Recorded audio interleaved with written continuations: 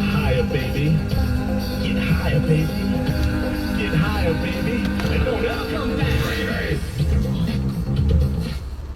Okay, so today is November 30th, and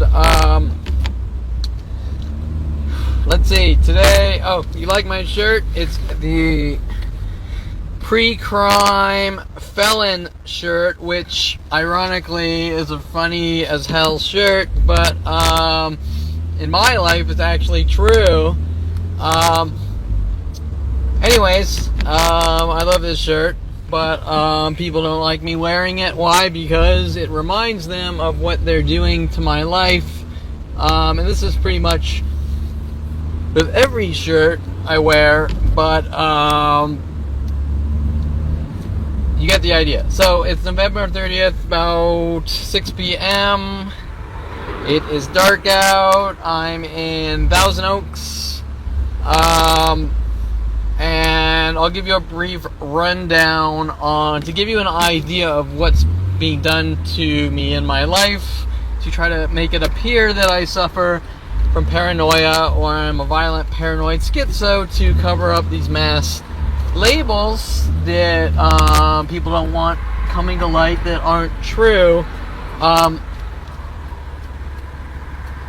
They gotta constantly make it look like I'm a violent paranoid schizo, get those falsified convictions on me, dirty up my name, try to destroy my credibility and reputation so that I can't have a life, because these mass groups, which are now worldwide, don't want the truth coming out, that none of it's true, which is strange, because if someone turns 29 and says something very fucked up is going on, they're not met with things like, from Mike Huntley, like, oh, you're okay, where he shifts to, well, now we gotta kill you, and you're not allowed to talk.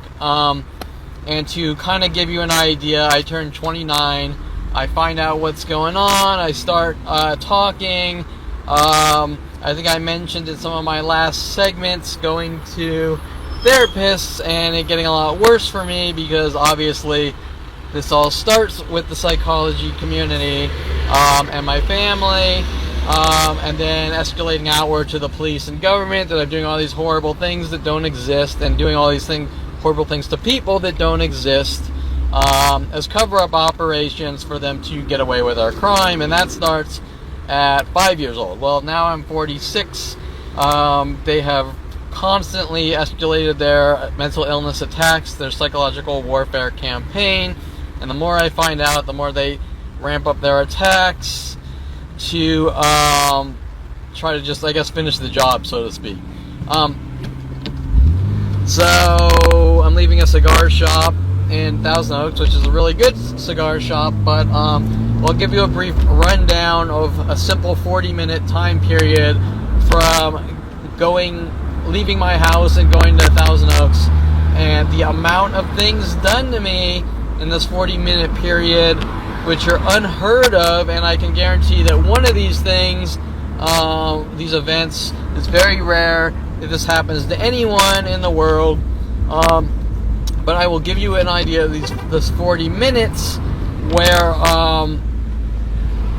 basically just don't happen to people. So you can understand that a 40-minute time period, or a couple hours of my life, I met with mass terror attacks to try to silence, torture, kill, end my life, or remove me from society for the information I know, the types of things I've spoke about.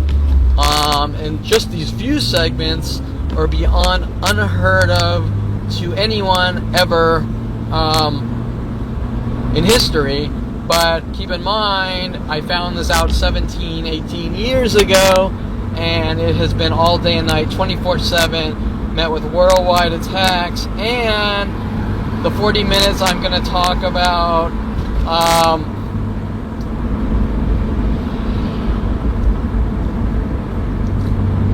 try to amplify, or that's mellow compared to a usual day for me, and try to imagine that being done to you all day and night.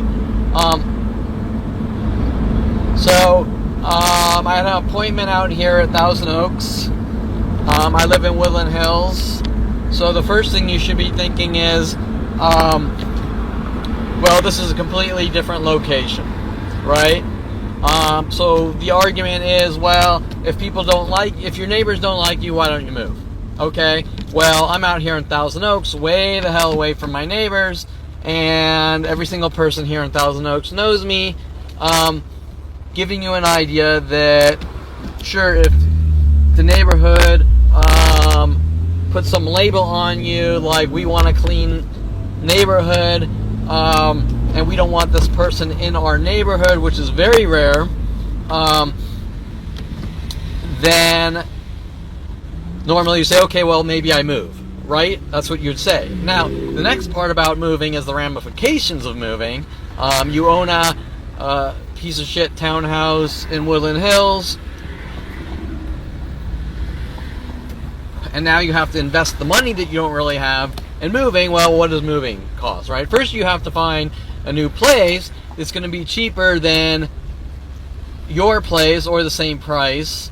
Now, I have a really cheap mortgage. I bought my place when property had plummeted for like $140, and at one point in real estate's prime, it was maybe $500,000. I don't know what it's worth now, but probably, if I guess, maybe $300, right? So with this incredibly cheap mortgage that's cheaper than renting a place, you now have to find a new place, if you're lucky, where your mortgage is going to be the same, right? Okay, now you got to pay moving costs. What does it cost? $10,000 to $20,000 to the movers, right? Okay, well, you need that money, and you need to be able to move. Okay, so that's just the moving costs. Then finding a affordable place and this and that, blah blah blah. And at the end of the day, it's in real life, in reality, you know, if you're not made of money, then you can't just think of life like I'm told is a game and just move around and do this and that and buy 50 houses and hire people to cook for you or get food for you or do this for you or that for you, right? If you're Donald Trump, who makes $1 billion a year before president, which he still makes $1 billion a year, but yeah, sure, he can do whatever the hell he wants, and he can fly around in private jets and things like that. But, you know, we're going to stick to reality here, right, and not people's fantasies. But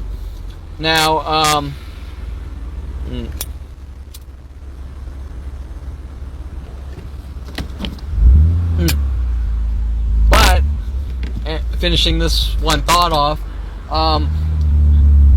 the whole concept of moving is to get away from it. But if I just drove out here in Thousand Oaks, which I've tested the waters everywhere in the world, even been down like with policeabuse.com to Washington DC, and them saying, hey, walk in front of the White House in the tourist section and see what happens, to watch White House security follow you in an obvious way, not a paranoid type way, while they're being counter-surveillanced all throughout the city, watching White House security walk up the streets behind you and stand on corners as you go into a bookstore trying to intimidate you, and then you testing the waters, walking down the street to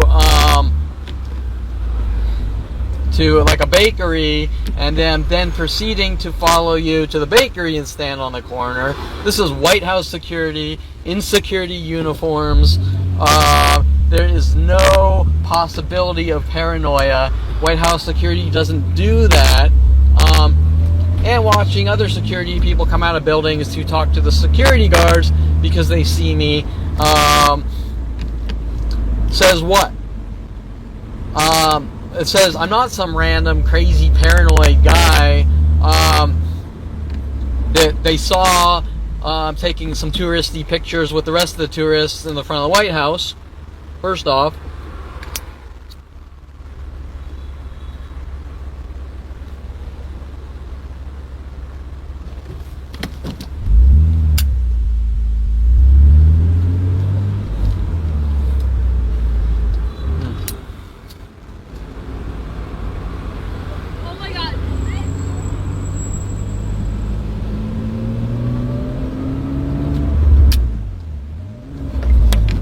Second of all, that's the point where policeabuse.com tucked tail and ran. But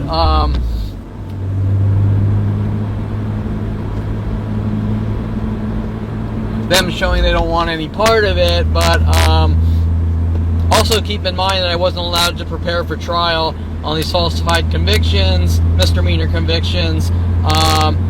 The courts didn't allow me time to prepare for trial, where there would have been witnesses from policeabuse.com, private investigators working with them to take the stand, right? Showing that the judicial system out here did whatever it took to not allow any evidence on my behalf to support my arguments in self-defense of really passing out cards, which who would care about that? Anyways, and I shouldn't need to hand people cards or pass them out if this wasn't going on. Them putting me in the position of self-defense by exercising the First Amendment, freedom of speech, and then telling me you're not allowed, or you're going to be met with endless death threats, physical attacks, and falsified convictions, you name it, right? You get the idea. So, now, you invest all this money to move if you have it, but what's that going to change in the equation? Well, nothing. It's not going to change a thing. You're just going to spend all your money, right? And then you're going to have to keep moving.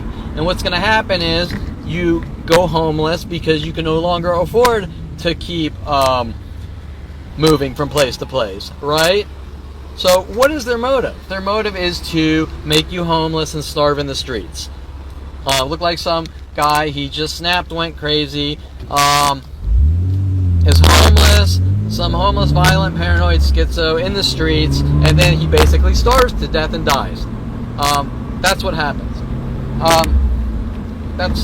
So you can understand from that the motive, right? Now, obviously, their motive isn't anything specific, just rid this guy of the world. Now, for what he knows. So now, leaving my house,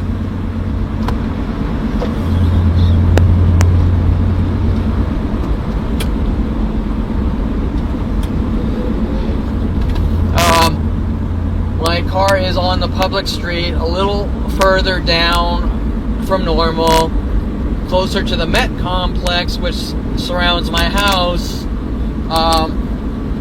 which I lived there way before the Met complex existed. And you might want to question why the Met complex, which coincidentally is my old property management company, which sold our complex to a different company, doesn't want me anywhere near their property with endless setup attempts. For example, met neighbors telling me to go on this gated property to check his security camera to see if it's working, right? I mean, and their whole breaking and entering tactic and setup attempts were going on way before I lived in this place for 20 years. They were going on out in Colorado as well. People told to sublet my roommate's apartment without paying rent, and then moving into my room to move me out, where I was then, coincidentally, my family had a friend of the family just happened to live out there, Noah Schiller, Deborah Schiller's son, and I think she might be a psychiatrist as well. I'm not fully sure.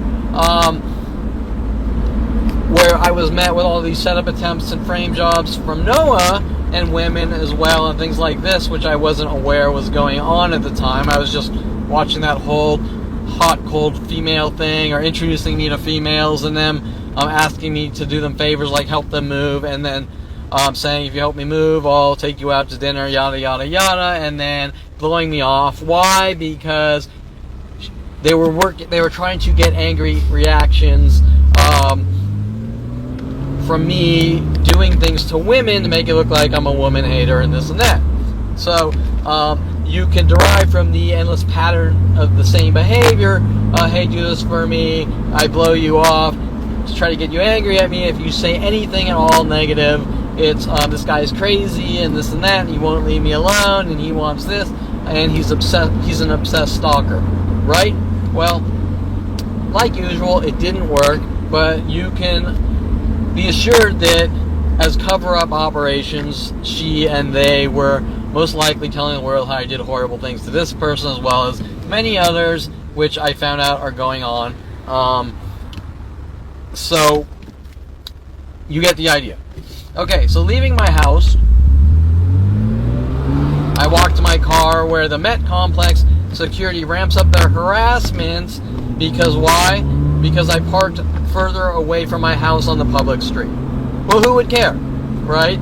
Have you ever heard of a situation where people park away from their house and mass groups hunt them down, trying to kill them or rid them of the world, saying, well, you parked away from your house and that's a crime? And before that it was, well, you're not parking your cars always in the garage. Well, why do I always have to park my car in the garage, right? I've even had questions from the police. Well, why do you park on the streets? Well, who would care, right? Unless someone wants to lock you away in your house and try to starve you to death. Now their story's changed a little. Well, it's because there's signs, Kevin Perlman Target, and my website on my car. But I can assure you this was always going on 10 years before those signs existed. And when I first got the first signs, they were car magnet signs, which I didn't want to do, but they wouldn't leave me alone and still won't after 17 years of all day and night attacks.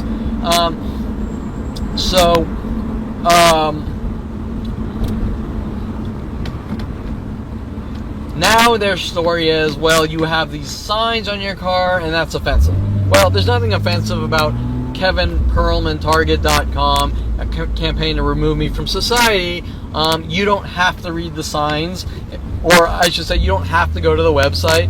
And if Kevin Perlman drives by and you go, there's Kevin Perlman, whether they want to say I'm crazy or not should be irrelevant. Just like the guy on Venice Beach, and there's 100 billion people just like this, but the guy on Venice Beach that used to cruise around on rollerblades with a turban and his Jimi Hendrix guitar, playing Jimi Hendrix or whatever, nobody ever questioned whether that guy is crazy or not and needed to be removed from society. They just go, oh, that's kind of cool.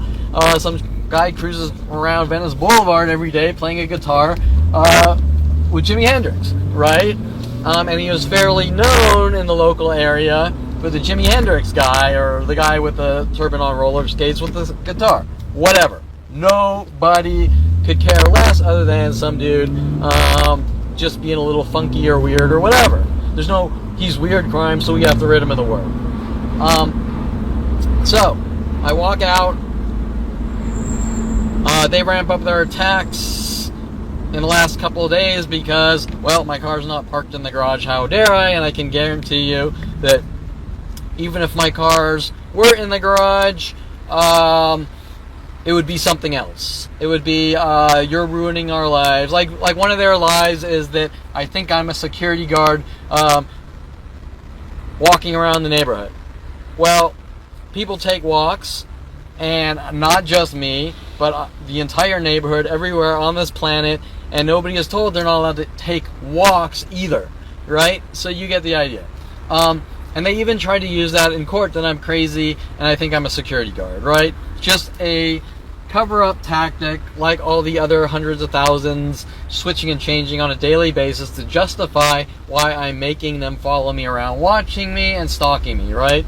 Doesn't make any sense other than we're going to rid you of the world. So I walk out to my car. We got two people waiting for me. And remember that the Met Complex has security cameras pointed at my house,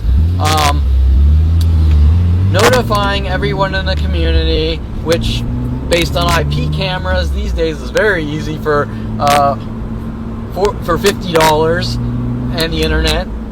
And so everyone theoretically can be watching an internet feed of Kevin leaving his house. Plus, remember that these cheapo little security cams do email notifications. So theoretically, and I'm just guesstimating based on technology, theoretically, based on motion detection cameras, Kevin walks out his door, the camera sends an email of me walking out my door, and everyone gets an email on an email list. Kevin Perlman just left his house, right? I mean, this is basic. You don't need to be some NSA employee to know this crap. This is basic common sense based on today's technology and the things that can be done. Now, keep in mind that you can apply that to the billions of dollars of terror investments with the government. If you can do that for $50, think of the ramifications of what's being done to my life with these mass worldwide groups. Now, I walk to my car. There's two people waiting for me because obviously they know when to come out.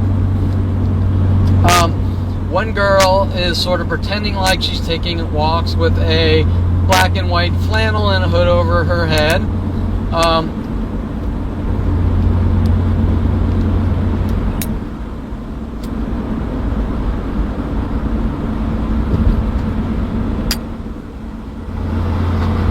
The other is a guy waiting by the business buildings on the side, on the other side of the street, in solid black pants and a solid red shirt. Okay? Now, after I get in my car, he walks by and goes back to the Met complex, showing that he's not an employee there. He's kind of waiting for me. Now, the girl with the hood on eventually takes the hood off, but she's waiting there for about 10 minutes as I'm doing the crap, like setting up this camera to video record me and things like that. Where another guy comes out of the Met complex wearing red and black, and they're patterns of twos, and he doesn't really do anything aggressive either, but remember, these are passive-aggressive attacks, so they keep doing these little suggestive terror tactics to try to provoke me into anger and get reactions and make me look like a violent paranoid schizo. Now, there is a black Mercedes behind me parked, which has instead of a license plate, it has signature, a plate cover that says signature, and he hasn't had plates on for years, and one of the tactics is mass groups told citywide to take off their license plate and put plate covers on. For example, one day, and this has happened endlessly, so it's not some coincidence, one day I'm on eBay, and I'm typing auxiliary cord, looking for an auxiliary cord, and an hour later I walk out of my house, and a guy's sitting in his car by where I walk out of my house, and the license plate says AUX, A-U-X, I think in like orange and white. Why? Well, to hint about what I searched for on eBay, right? Now remember, these internet privacy violations have been going on all day and night, 24/7, since 1994, since my brother called me up because he wanted me to see the internet so bad, working both sides of the fence. I want to show you something, but really trying to figure out how to use the internet as a murder tool to have me killed, right? Or locked away or rid of the world. Same thing, right? And so, so you get the idea, this level of we're watching everything you do and sending you hidden messages that we're watching you. Just like the police death threats I have on video, we're watching you, Perlman, and all the other death threats and things like that.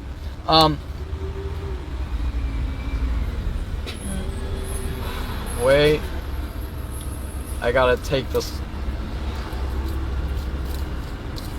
Oh. So, just ashed myself. So,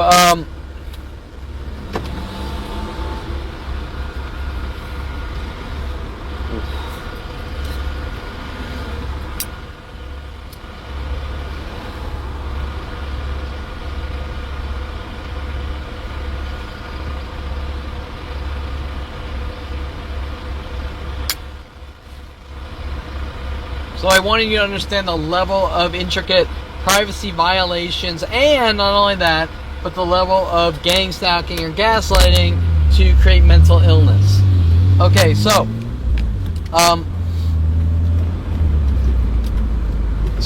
we got the black Mercedes behind me, who hasn't had plates on for years, and remember, this is citywide, so some days I might go out, like when I went out to Encino Starbucks. I think in another segment I was talking about when I first, in around 2010, started going to Encino Starbucks, and Heather from Yankee Doodles following me there, stalking me, and then pretending like she got a job there to tell everyone that I'm stalking her, in endless similar situations like that.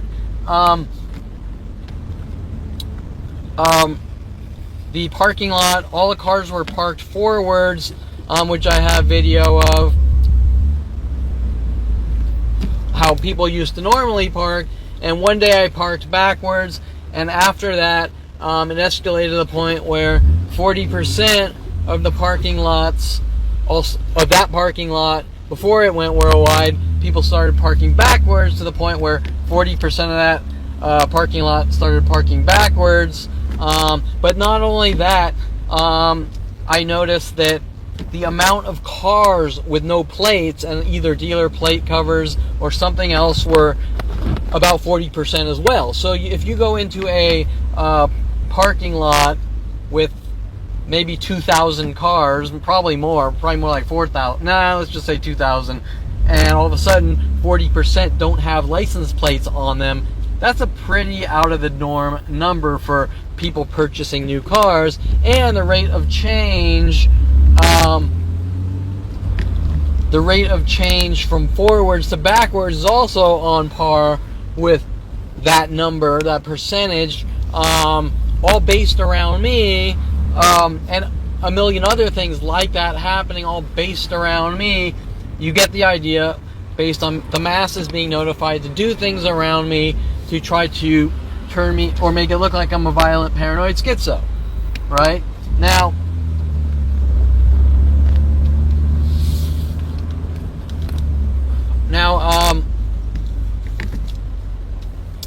so you can derive this guy who hasn't had any license plates on his Mercedes for years, and always has this signature license plate, is trying to send me hidden messages that, with people subtweeting on the internet all around the world about forging signatures and things like this, are all directed at me, Kevin Perlman, to try to get coerced false confessions that I'm forging signatures and this and that. Okay, so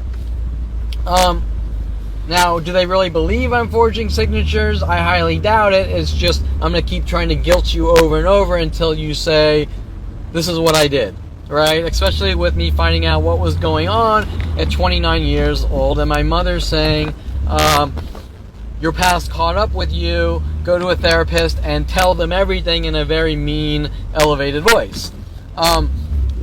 So, what is it they want? Well, they want these false confessions, which, by the way, all those conversations were being collected from therapist to therapist and disseminated out to the public to use against me, trying to make me think I'm in a safe environment while trying to get whatever they can to use against me.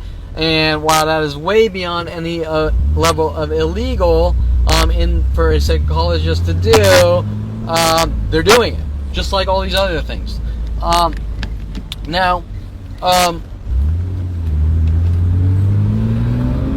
So behind me is this black Mercedes with the signature license plate cover, which is obvious after several years that it's not a newly purchased car, because you get your plates within a month that something is going on.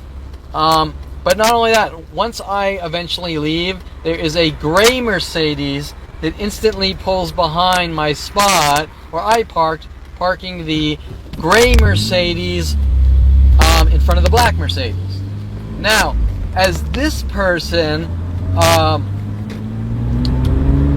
parks parks where I parked, so that both cars are kind of as close as possible. A gray and a black Mercedes together in their patterns of twos, identical cars in patterns of twos, which, as you can see on my website, or I've talked about, is the 20 pairs a day, fluctuating from 10 to 20 of patterns of identical cars in twos, and the other tactics. Example, a newer one now is they grab all the red cars and they park them one in front of the other, right? So you could walk down my street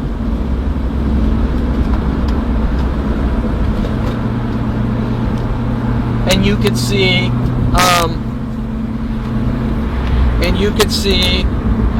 for example, two red cars like this together, all down the street, right? So two pairs of red cars here, two pairs of red cars there, all directed at me, together, always together, or them trying to get them as close as they can to each other.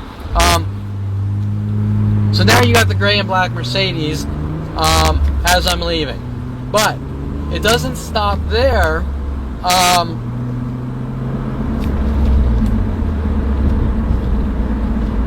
At the exact same time, a girl's walking down the street right as I'm pulling away, and she's in the gray and black pattern, wearing solid black pants and a solid gray shirt.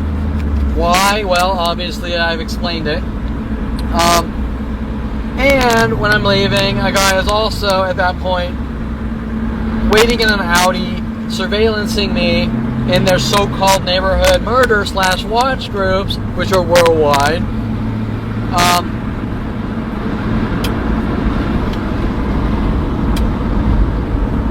And she, or he, is in the car surveillancing me and texting out to people.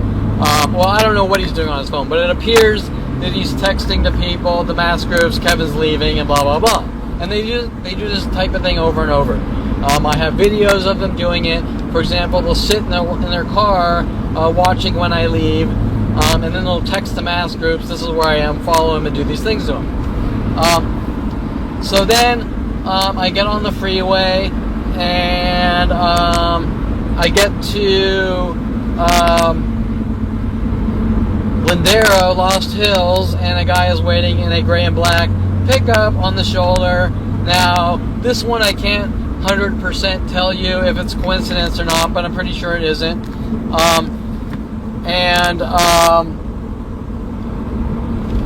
He's just kind of waiting there. And so, what's the reasoning? Well, the reasoning would be that Mike Huntley lived in Lost Hills when I met him around 14. Originally my brother's friend, which I met him.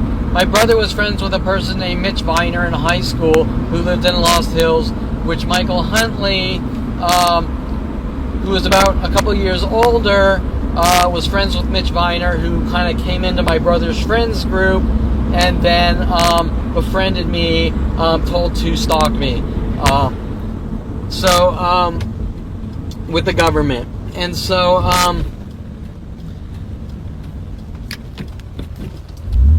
that would be the hinting message.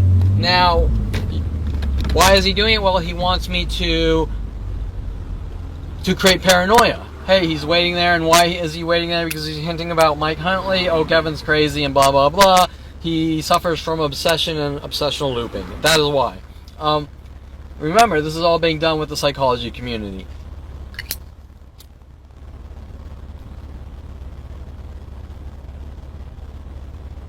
Live view for your safe driving. Starting normal recording.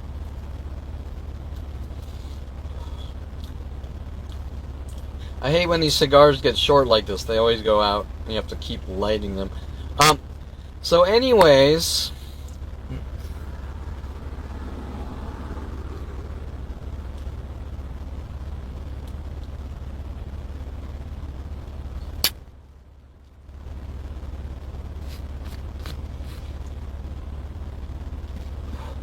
Okay, so anyways, I get to Thousand Oaks, and of course you can pretty much, from their pattern of behavior, understand that now they're notifying everyone in Thousand Oaks that Kevin is in Thousand Oaks citywide.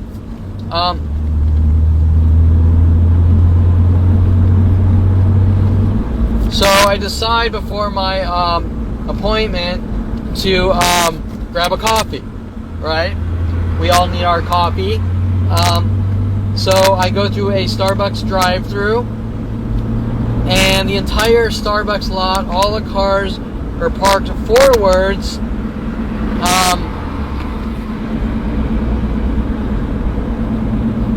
Except 3 black cars, right? So remember, if you recall, they have a 2 and 3, 23 and 2 and 3 tactic to do things with 2s and 3s, and 23s, and all these weird cryptic numerology things that try to make me look crazy, make me look at, or make me see what's going on, and then turn it around that Kevin's crazy and he's into all this weird conspiracy theory and numerology crap. Okay, so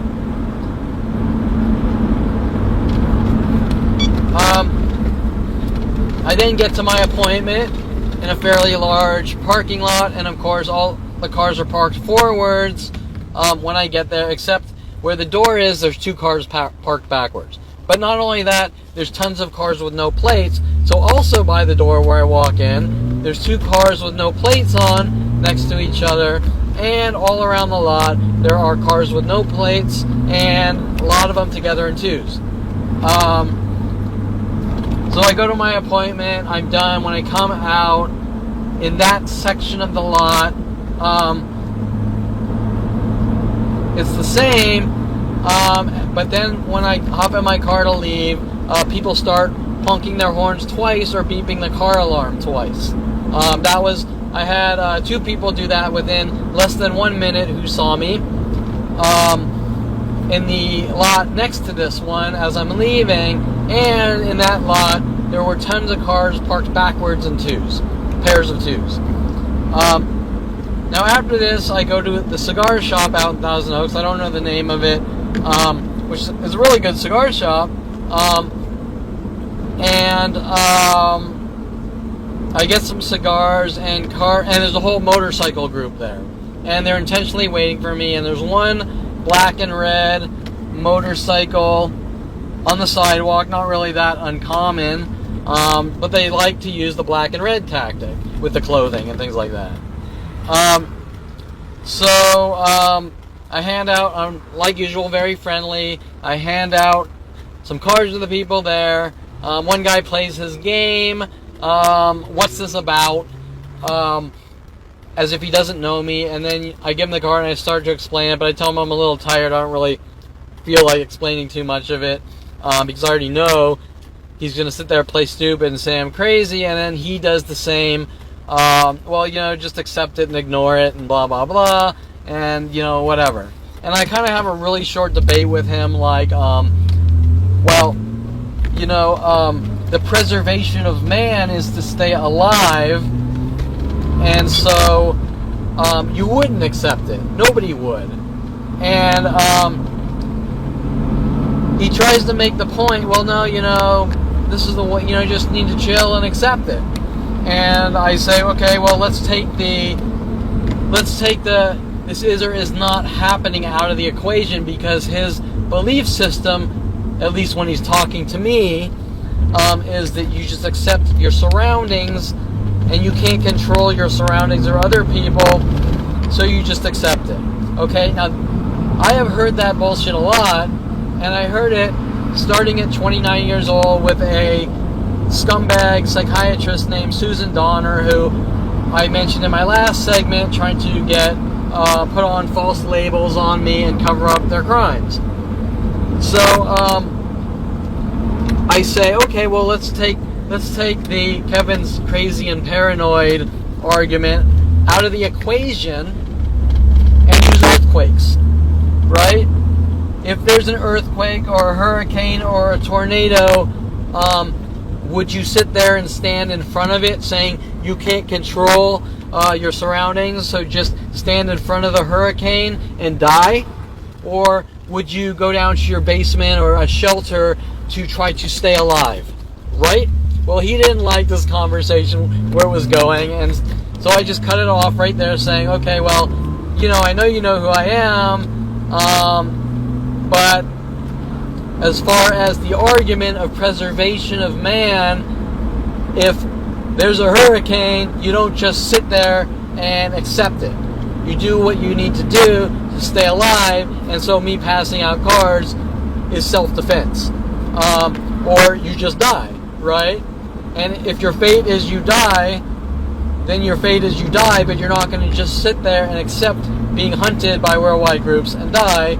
You're going to let as many people know what's going on. So their only leverage card is whether or not I'm crazy. And I've proven beyond any reasonable doubt that I'm not crazy. And even if I were to be crazy or a paranoid schizo, that still wouldn't justify their actions, because there are some paranoids out there and there are some paranoid schizos out there, and they're not being hunted by worldwide groups doing these things, right? Normally people go, that's whatever, and I'm going to go live my life and I don't care. Showing their motive. Now, also, right before this, I forgot.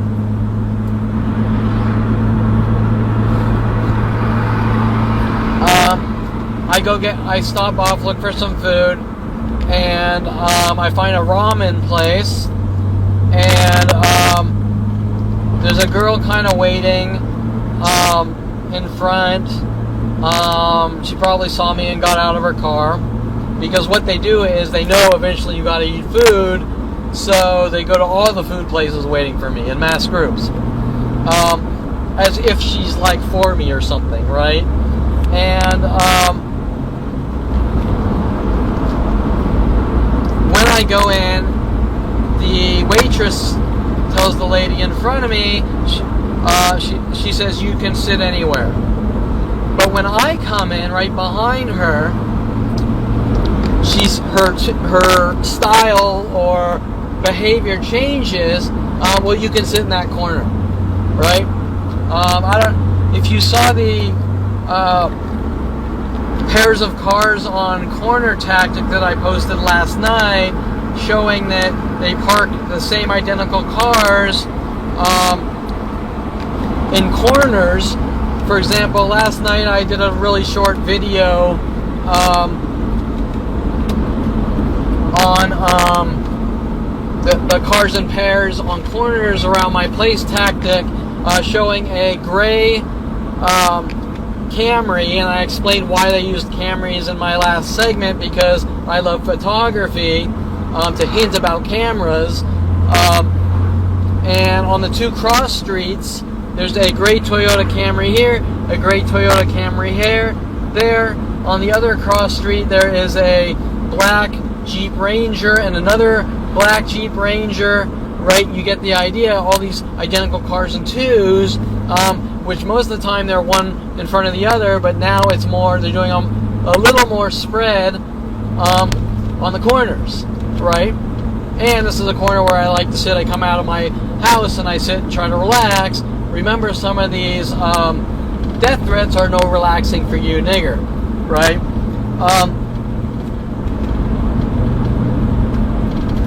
Hence, we don't want you leaving your house. Like, your house is your jail cell, right? Now,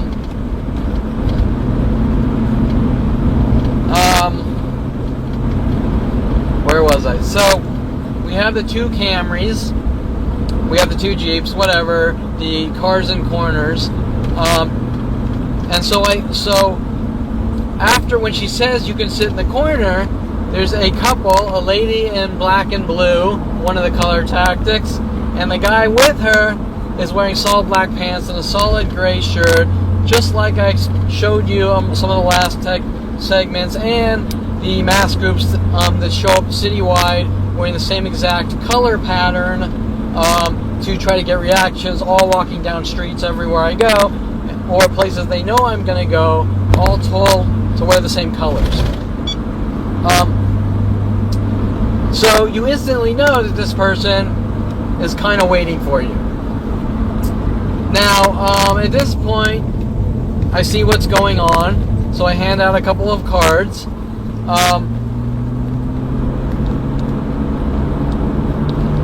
play stupid, right? Well, what's this about? Well, they know what it's about. They already know what they've been told, which is worldwide, and me handing them the opposing argument generally gets them mad because, generally the people following you from place to place don't want a counter argument. They want you dead and gone. So he says, well, what is this about? And I start to explain, there's video proof of these mass harassment, stalkings, death threats on video, things done to me on video, and talking about my life and all the lies, whatever. And the lady in black and blue plays this game like, well, that sounds dangerous, and it sounds like a dangerous topic. Well, I mean, the topic is what it is, which is the counter-argument to what they've been told on these mass worldwide propaganda systems where they're trying to make me look like a violent paranoid schizo, and obviously they don't want it. So he tries to play the game like, well, I don't want it or whatever, and I go, well, that's up to you, whatever, you can read it, you don't have to read it, whatever, right? I'm just giving out the counter-argument. At this point, they play this game like I'm dangerous and they move tables. Well, fine. If they have the maturity of a 10-year-old, and that's their behavior, then they're just angry, bitter, murdering children. But 50-year-old children. But at this point, all the waitresses and that couple start mimicking all the things I've said on Twitter and Facebook, which are jokes based on like Jim Carrey and things like this. For example, the waitress said, first she comes in and she says, hey, hinting about the waitress Heather from Yankee Doodles told to stalk me with the government. Then she switches to alrighty, which is done, and perfect, which is done in sequence and repetition. So if you were to isolate the person, it would be perfectly normal, but if you would group them all together, saying the same identical things over and over in repetition when they see me, it's no longer a coincidence or some random conversation. And so of course I hand the people in the restaurant some cards. I don't try to force it on them like the courts and police are trying to say, to cover up their operations. And basically, I pay the bill. The guy pretends like one of the employees pretends like, oh, I got the card, and now he starts calling me sir, showing respect as if he's showing me respect. And as I'm leaving, he starts whistling with the whistling tactic, which is done at every restaurant in the world with restaurant employees hinting that I'm a whistleblower, which in the beginning was done like between 10 to 50 times per day for the first 4 years after 29, with Mike Huntley's death threats and people in the psychology's death threats. I don't talk, right? And of course he mimics my conversations with other people within the restaurant as well. Things like that, right? Why? Well, obviously to try to provoke me into that reaction so he can call the police and say some crazy guy's in here, blah, blah, blah, and we need to arrest him. That is why.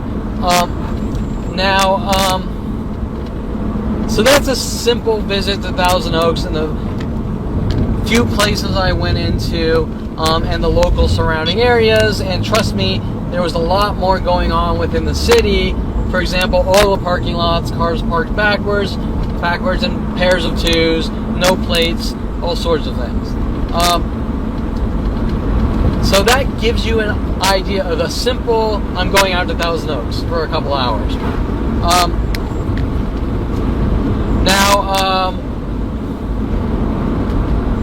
At this point, okay, so now I'm leaving Thousand Oaks. I'm probably going out to Camarillo, just to go some different direction. and so that gives me time to talk on the camera. I'm gonna pause this for a sec and figure out where the hell I am and plug some GPS coordinates in to get to the freeway. So I'll be right back in a second.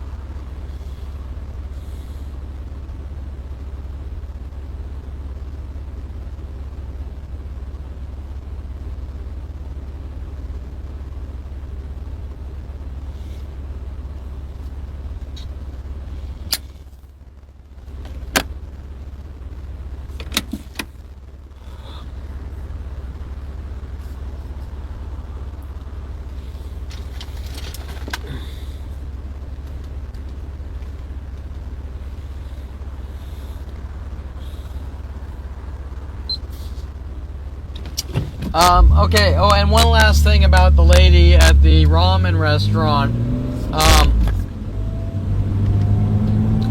is that,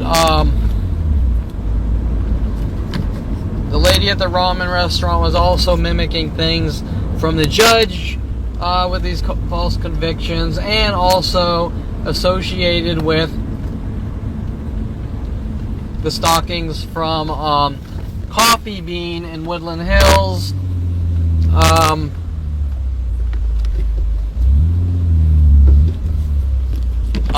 Corbin and Ventura, who have spent 15 years actively stalking me with all sorts of lies that I'm masturbating in public at Coffee Bean, which 3 separate coffee shops have made these claims that I'm masturbating in the coffee shops.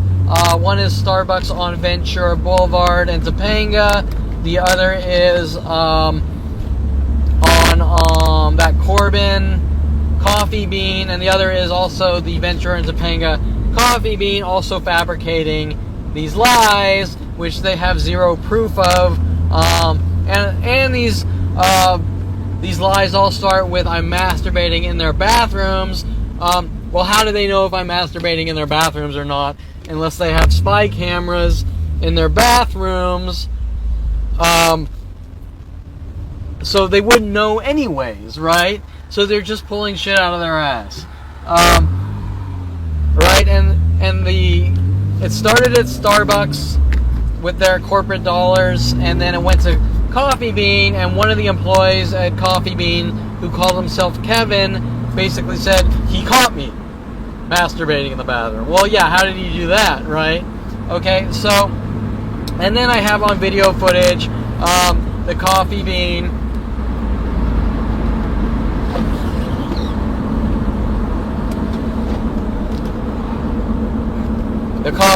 in Corbin and Ventura, first claiming it's because I had a gun picture in the privacy of my own home with a toy gun, but whether the gun's real or not is irrelevant, because that's not a crime and nothing anyone would care about if someone is doing model shoots with toy guns or real guns, or has some joking around profile images with guns in the privacy of their own home, because the Second Amendment states you have the right to bear arms, right? So, as you can see, they're just jumping from thing to thing, but also one of the Coffee Bean people there waiting for me, which I have on video, was wearing solid black pants and a solid gray shirt, flat out stating that I'm publicly masturbating, right? Well, there you go, right there. That's what's called libel, slander, defamation, and a civil crime of destroying someone's life with falsified claims, and these falsified claims instantly, every single day, go worldwide. There you go. Right? So even if someone did publicly masturbate, how would it go instantly worldwide? Unless something freaky is going on. Right? So you can derive from that it is, and this propaganda is instantly going worldwide, destroying my name, reputation, and life, and with daily lies to rile the masses against me, to have me killed, also known as attempted murder, because there's premeditation behind what they're doing. And the reason that things are rarely said to me is because they don't want a counter argument. They don't want, it's like my father and Mike Huntley said, you're not allowed to defend yourself, hence no First Amendment counter-argument. And as we all know, usually when things go worldwide, they're on things like news channels. And if you're sitting there and you turn on the news and they say, hey, a guy named Kevin Pearlman masturbated in a Coffee Bean, you would then hire a lawyer and sue them for millions because they just destroyed your life, right? You get the idea.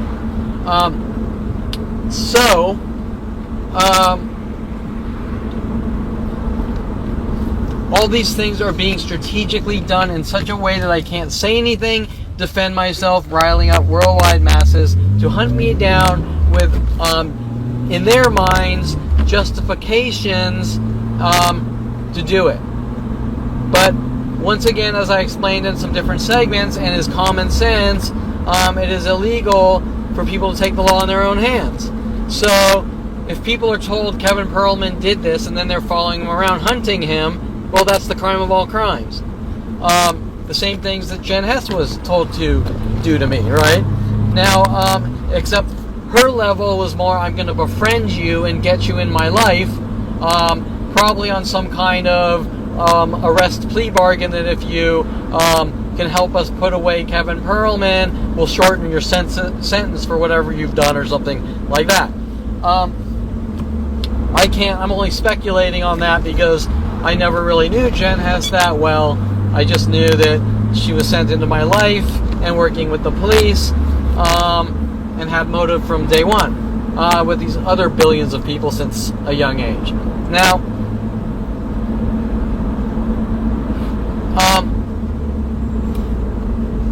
you get the idea. And if you watch that video with the guy in gray and black, you can see the anger in him, and it's not about masturbating at all. It's just some guy running around with his kind can't exist with an agenda. Whatever they mean by that, I don't know. So anyways, okay. So now I don't exactly have a topic to talk about tonight, like a lot of my other topics. This is going to be a little more random, trying to fill in the gaps with these high school and childhood events. I still am around 16 years old, and I haven't really gotten into where these things really get bad yet, but you can see from what I'm talking about, they've always been extremely bad, the things done to me since 5 years old. And so I'm just going to maybe sporadically jump around from event to event, filling in the gaps, because I talked about Brian Weaver, Shane Weeks, Richard Carter, Joel Littman, and the things they were told to do to me, with many others, Corey Bixby. My last segment, I finished off with the scraping the side of my car at Carlo Salas' house, backing down this really long driveway in Hidden Hills where I grew up. So after getting my license at 16, I was never really close friends with Carlo Salas, but I can recall going over to his house one day, and which is a very vague memory, and I think he was kind of looting his father's bar, saying, take a shot of this, and it was like Wild Turkey or something. And, well, I didn't really drink any of it back then. I was watching him try to take Wild Turkey shots. Who cares? Some 16-year-old experimenting and taking a few alcohol shots in his family's bar or whatever. And when I left, whether I had a shot or not, I didn't, but let's just say I did. It wouldn't be a big deal, because reckless drunk driving is like 0.08 in California, and what that means, most people know, is that you have to drink a shitload to get to that point, right? Life isn't black and white. You have to just pound enough alcohol to be belligerent and be a reckless drunk driver when you get your DUIs or whatever. Needless to say, I didn't have any alcohol, but that's not the issue. The issue is that when I was leaving his house, this driveway is really long, okay? You got a 16-year-old who's learning how to drive, which I've always been a pretty good driver to begin with, but 16-year-olds make mistakes, although in my life, I'm not allowed to make any mistake, and as you recall, something like pressing the gas pedal 1 millimeter too much with Corey Bixby in the car results in you tried to rid her of the world, and there's a worldwide campaign to kill you, and everyone in the city is notified to remove you from society for being reckless. Right? Doesn't really make much sense because, like usual, no crime has been committed, no accidents have happened, nobody's been hurt, and there you go. Showing what's always been going on, a family with the police and government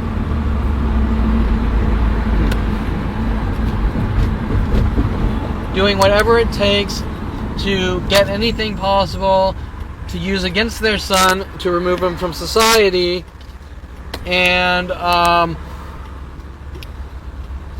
is that. And so basically a 16-year-old driving down extremely long driveway in reverse, I accidentally scrape the side of my car against his white fence and get some white paint on the side of my car. Sounds pretty normal to me. I can remember Jimmy Leff supposedly gotten like something like 7 accidents at 16 in his, the Bronco 2, those small little Broncos. And his family, the Leff family, isn't hunting Jimmy down trying to kill him, saying you're reckless and out of control and we're going to rid you of the world, especially 30 years later, right? Okay, so there's a little white paint on my car. There could have even been a dent. I get the car fixed. There is absolutely no discussion about this with my family, right? Now remember, I come from a family whose communication is putting shock collars on dogs, right? They have zero communication skills. There is less than 1,000,000% margin for error in my life, and if you fart wrong, you're hunted by the NSA, FBI for extermination. So, this is very important. Nothing is said about it. Nothing is said, nothing is discussed. My family does not ask really what happened, but it's put in their so-called murder laundry list to the world that I need to be hunted and killed over. And that I have focus issues and all this bullshit, right? Just trying to figure out how to rid me of the world. Now, what's the result of this? Well, the result of this is in like 2001 or 2004, people showing up to Coffee Bean, Ventura, and Topanga, and intentionally sideswiping my car while it's parked to try to teach me these lessons, so to speak, for my so-called transgressions of imperfection. Right? Now, let's break this down. Who would care? If I walk up to someone and say, you see my 30-year-old son, when he was 16, there was some white paint on the side of his car. We need to investigate him and his entire life over these harmless things to see if he's killed someone. That's beyond any level of insane and paranoid. Okay? Those are what you call paranoid psychotics. They get some delusion in their head based on thin air, and they just hunt you down your entire life trying to kill you over it, over things that don't matter.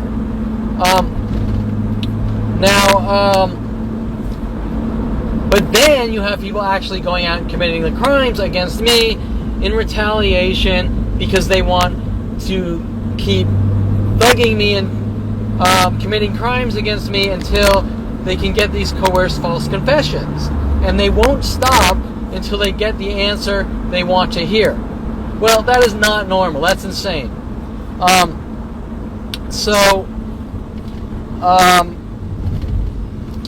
That's the insignificant Carlo Salas backing out of the driveway incident, which you can see there's worldwide people hunting me down to remove me from society, just like saying fuck you to my mom at 14, and who cares what people think. Our one and only argument ever up until 29, and me finding out that she's part of this mass terror operation. Now,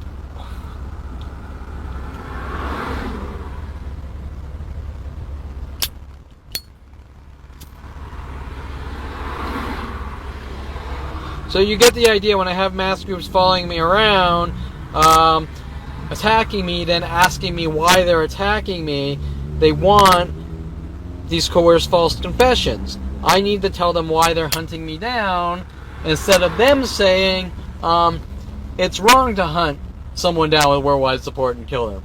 And like I'm sitting right here in front of Copper Still Liquors, lighting a cigar, a pickup truck guy right here sees me and he just turned his car backwards and parked backwards, right? So, right, you kind of get the idea that I'm being hunted for no reason at all, or more importantly, for things nobody could care less about. Now, why are they doing this? Well, it's not because I backed out of Carlo Salas' driveway imperfectly. It's because of a government agenda to remove me from society while trying to brainwash me into thinking I'm a bad person and I deserve it, while people say accept it.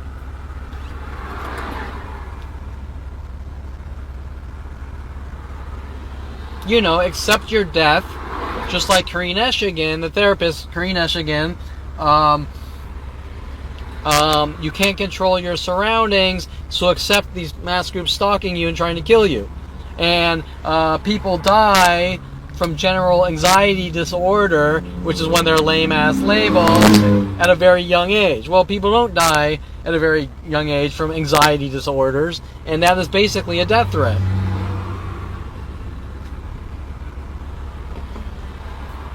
And as I explained before, why is someone in the psychology community telling me this? Well, she's telling me it, obviously, to cover up what they did to my life. Okay, so that's the Carlo Salas. The motorcycles. I might have talked about this, but I probably didn't go into depth about it, but there's not really too much to talk about, but I'll just go through it.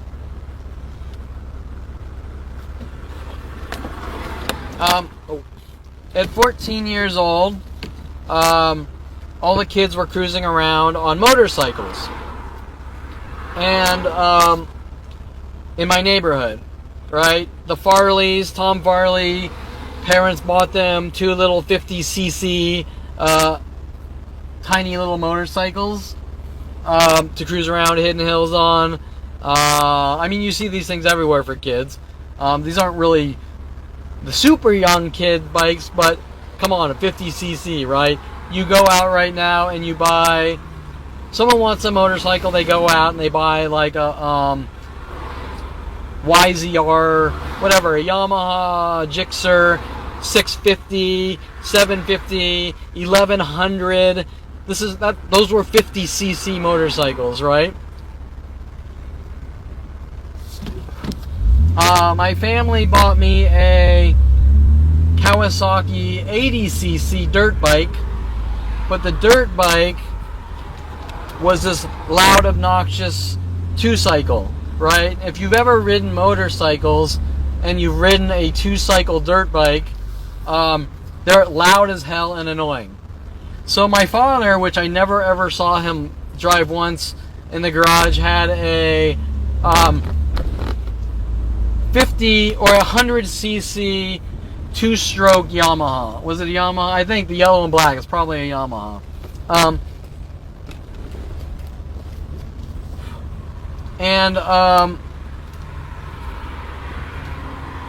My father bought me this, so I rode the Yamaha, which was a 4-cylinder, 4-stroke, which is quiet.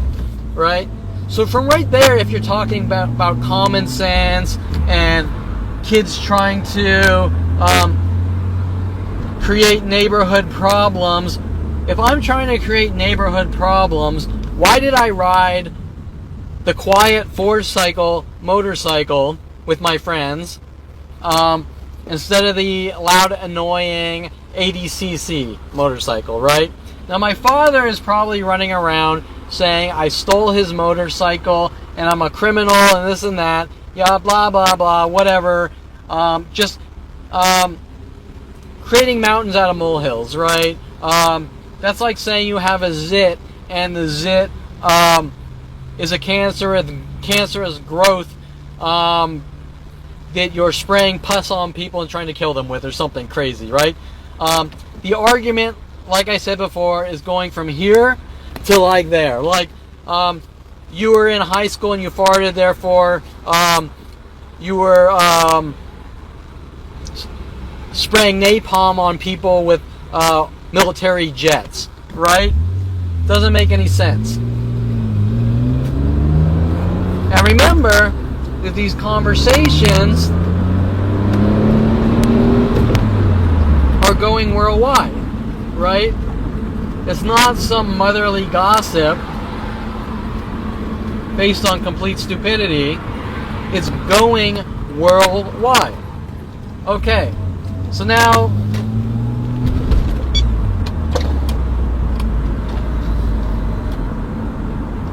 oh, and I don't think I mentioned that at the cigar shop I stopped at the entire motorcycle.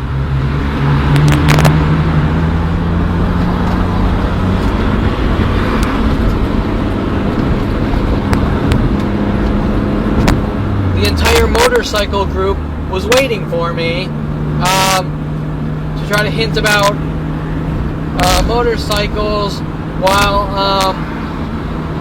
a black Charger and a red Charger pulled up together and parked together, and then a red Mustang and a black Mustang pulled up right after that, and then they started parking black cars in twos as well, and one of the guys got out of his pickup truck and honked his horn twice in front of me to try to provoke me, right?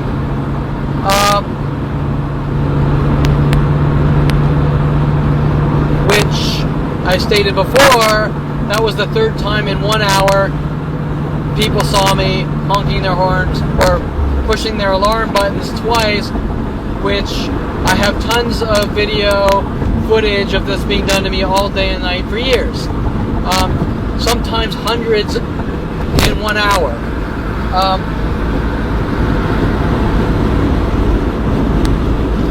So, there was the Thunas. They were a little older, and Marcus and Wayne Thuna, which we hung out with, had their 250cc four cycles. And, you know, they're just kids cruising around the neighborhood. Now, at one point, I'm driving around the neighborhood.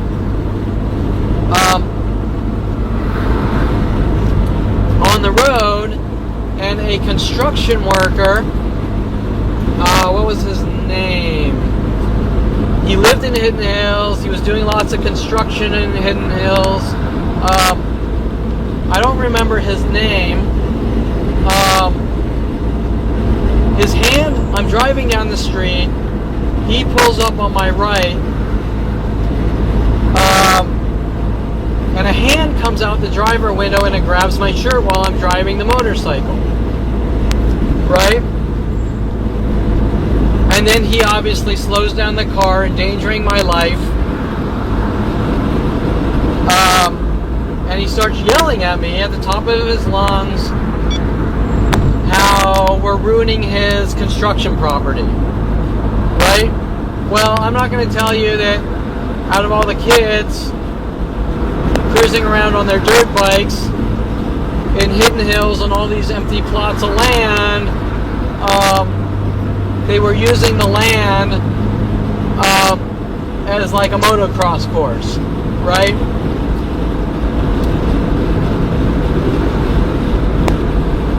And so he was mad that people were driving around on dirt bikes, jumping the little lips and things like that when he's trying to do construction work. But the question you need to ask yourself is, out of all the people and kids riding motorcycles in the neighborhood, and I wish I could remember his name, why is this guy going after Kevin Perlman on this piddly little 100cc? Oh, it's getting loud. I gotta close the window. There we go. Okay, so why is this guy targeting me? There's tons of kids riding dirt bikes, right?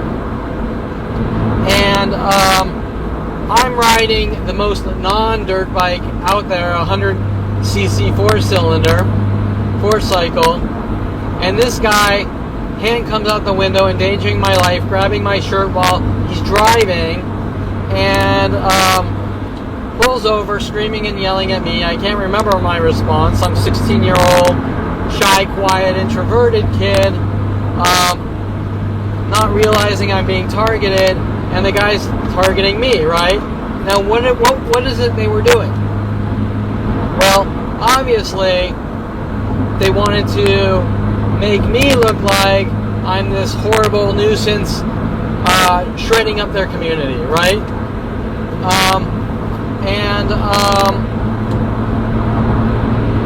Was it strategic? Most likely.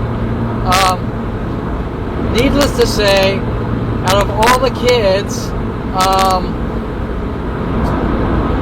Marcus or Wayne Thuna, who later on, they were around 16, later on one of them stole a YXR or whatever, a GSXR 750,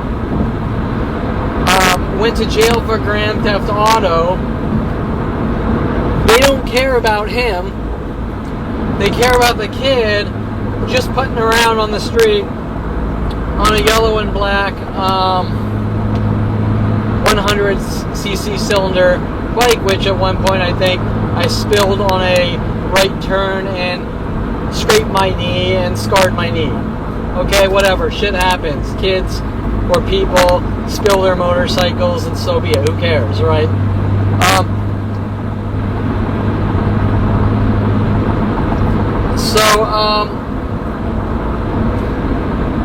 You get the idea, right?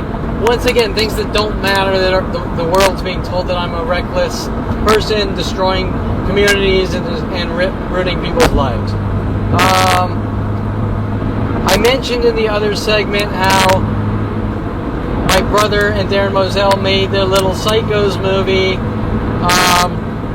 with me and Tom Farley and friends riding around on these tiny little motorcycles, which is somehow being used against me, and Darren Moselle holding a knife up to my throat, saying let's make him the fifth member of the Bee Gees, which I think they're using as an angle to either say I did something to Darren Moselle, and I'm a schizophrenic, saying that he held the knife up to my throat, which, who would care, because it's just kids making some cheese dick movie that is a complete joke. But I also believe that my mother with the psychology community are trying to use it, saying that, oh, well, this happened to Kevin and he suffers from trauma, and so we need to force him onto medication, like all the other scams, right? And so, the other things, I guess, were, the only other things that happened with motorcycles when I was 14 to 16 was,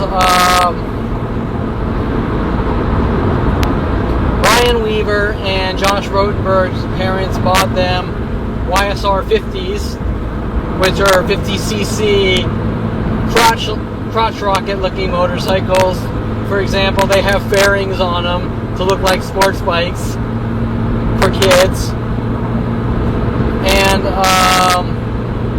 Josh Rotenberg and Brian Weaver were putting around, and they both got in an accident.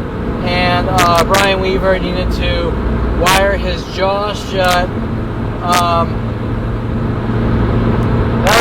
That was in 9th grade, so I must have been 16. And at the same time, Josh Rotenberg kind of disappeared. And I can't tell you why.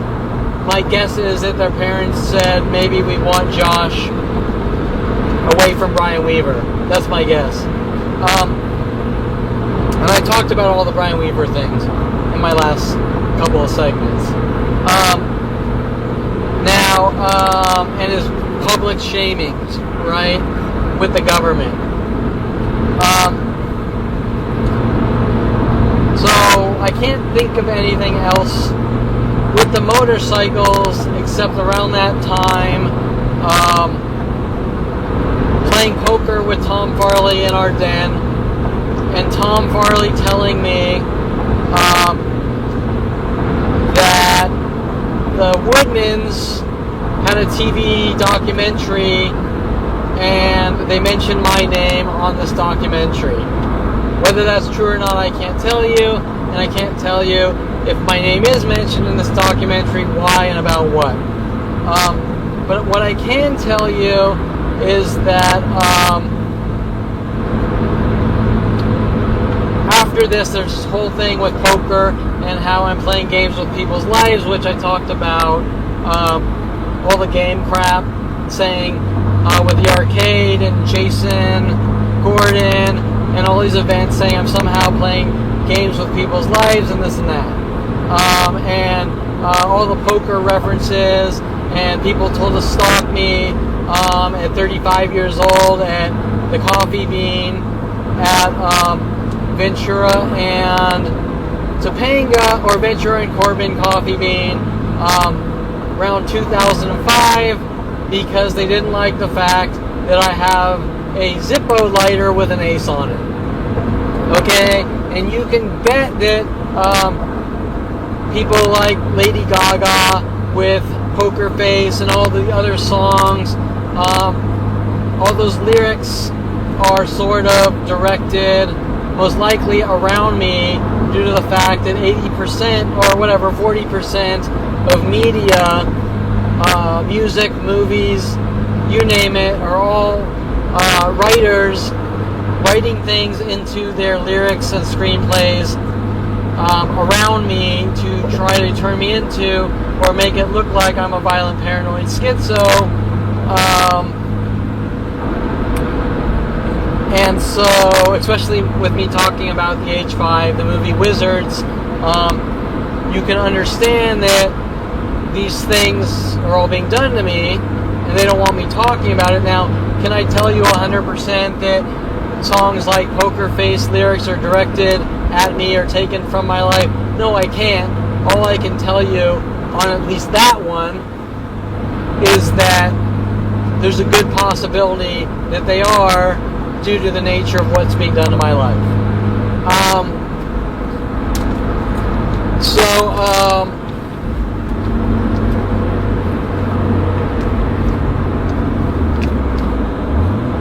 That's pretty much it off the top of my head for the motor. Oh, and the background. You should understand the background about the Woodman family. The Woodman family lived down my street, and what happened with the Woodmans is that the father, I don't know his first name, and the brother at one point got together and hired people dressed as ninjas to come in and kill their parents because they wanted the insurance money. That's the story behind the Woodmans, right? So after they went to jail for murder, There was a biography, a documentary about the Woodmans killing their parents for the insurance policy.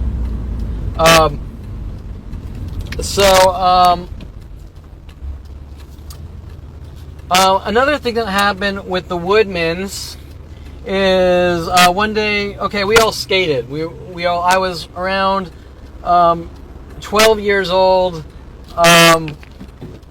in between building the radio controlled cars, and modifying the radio controlled cars, and building the gas radio controlled cars, all those things I was doing, that apparently my family are mad about. I can't comprehend why, because they should be proud of their son for building RC cars piece by piece, which people don't do anymore. And they're for some reason mad at me for building RC cars.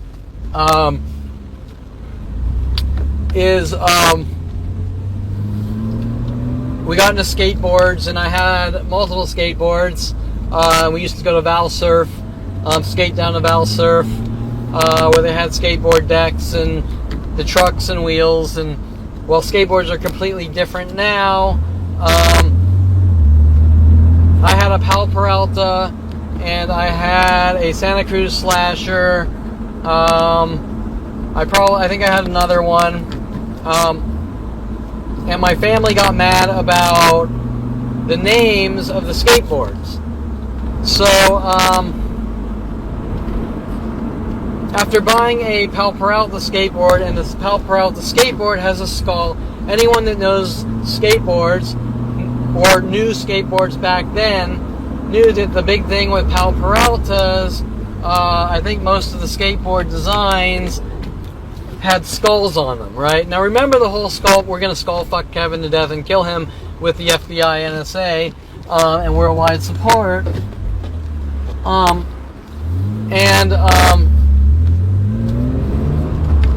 And it's hard to know exactly where the whole skull fucking thing came from. I've talked a lot about my art with some skulls in it. My father flipping his wig and putting bullet holes in his car with the police to pin on me to try to make me look like a violent, paranoid schizo. But the Pal Peralta had, let me think of the designs, it's been so long. One of the designs was a skull with a snake coming out of its mouth and eyes. Another design, one of their famous designs, was a skull and I think a sword, like through the top of the skull, coming down through it. I'm sure there's 100 other skull designs from Pal Peralta. Ironically, and at this point, I don't think it's coincidence, but at 13, my father moved, after my family's divorce. My father moved to DeSoto and Avenue San Luis, and the closest cross street was Peralta, right? Now, with my father and mother and brother's patterns of behavior, of doing these things to me my entire life to try to turn me into a violent, paranoid schizo, or make me look like a violent, paranoid schizo, there's a high probability that my father moved next to Peralta Street by my brother's barbecue, which I talked about in some of my last segments. And most likely his story to the world is that because I bought a Pal Peralta, that I'm mimicking the street signs, right? So, for example, he moves by Peralta Street because I'm skating around on a Pal Peralta skateboard when they get divorced with my mother, and then he starts telling the world that I'm a schizo and I bought the Pal Peralta because he lives on the street. The same tactic which is done over and over to me, right? I do something before, then they do it after, and then they turn the story that I did it after. Example, me joking around on IRC back in '95, asking people why is the sky blue, joking around trying to get the ultimate answer about meteorology and humidity in the air and the sky, just joking around while taking meteorology classes. A girl named Stephanie from Florida, who lived close to my brother while I was in Florida, comes in the Colorado Channel and she names herself Skylar, saying that because I said, why is the sky blue, I'm trying to skull fuck her and make fun of her, if that makes sense. So once again, Skylar or Stephanie knows that I'm asking these questions, joking around, being social in group chats. Keyword, group chats, has nothing to do with her, right? While they're collecting my conversations, is then told to come on the internet, name herself Skylar, and say I'm doing something to her. And at the same time, going through all my screen names, saying, well, because your name's Vertigo262, you're trying to make people mentally ill, or because your name's Mad Hatter, one of your screen names is Mad Hatter, you're angry and have anger issues. Now keep in mind, this entire naming convention, which they started on me with Mike Huntley using the name Huntley to hunt me down and things like this, started 14, and they were also going through all my CB name handles as well, working on me before the internet. And this doesn't just apply to CB names, it also applies to every laptop computer name while they're violating my privacy and hacking into, with the NSA and FBI, they're hacking into, okay, so I'm out in Camarillo right now, and I'm noticing lots of pickup trucks parked backwards, mostly pickup trucks. There are definitely tons of other cars parked backwards, but here is another pickup truck next to me, and he sees me, and he just parked his pickup truck backwards. A red pickup truck by the laundry place in a Rumors something. So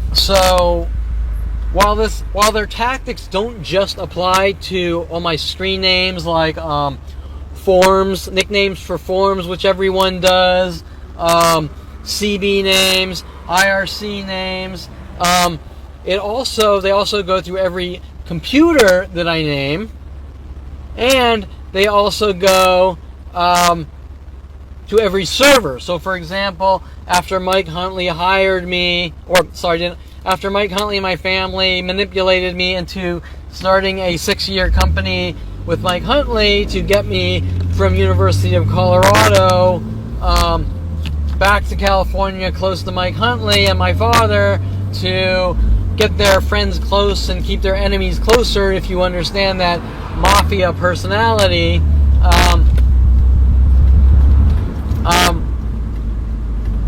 Then, of course, we start naming our servers, which is normal. Every server has a name. Some of the names: Cyclops, Beast, Wolverine. Ironically, most of the servers Mike wanted to name were comic book characters. And keep in mind, my brother was the big obsessive comic book collector. So from there, you can probably derive that while saying I'm a schizo and I think I'm my brother, that the reason we named our servers these are because I think I'm my brother, right? Now also, where things get a little more obvious, I buy a laptop, and I'm sitting in the office, and keep in mind, this is more around 27 or 26. I buy a laptop, and I go, Mike, what should I name this laptop? And Mike says Shadow Cat. Okay, sure. Well, I wasn't putting the connections together that while they were hacking my computers and violating my privacy to use private information to create mental illness, that he was framing me. Does that make sense? So why did Mike choose Shadow Cat and then go out telling the world I'm crazy and doing all these things? Well, he wanted to try to make it look like I'm John Nash and like John Nash from A Beautiful Mind, which was one of Rhodey Morales' tactics, a mathematician that went crazy thinking that the FBI hired him to do government jobs and actually did have schizophrenia. And so Mike Huntley would say, Kevin, name it this, and then tell everyone a complete fabricated story. And of course, leaving out the part where Mike Huntley gave me the name, right? See, here's another guy. He sees me. Oh, wait. Yeah, another guy sees me, and now he's parking backwards. And it's not even a parking spot. So I bet it's a lady. And I bet if I come back in a couple minutes, the car will be totally gone. The other reason I think seemed to have to do with women running around saying I have the personality of a cat and I'm hot and cold.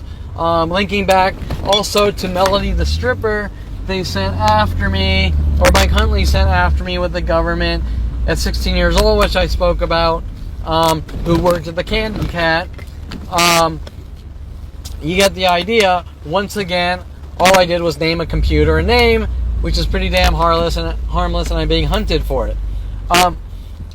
Just like my screen names or server names, my laptop names, my home computer names, you name it. And remember, I told you in '94, once my brother, originally friends with Mike Huntley, introduced me to the internet. They were using the internet as a weapon to try to get private information to twist and contort and use against me to turn the world against me.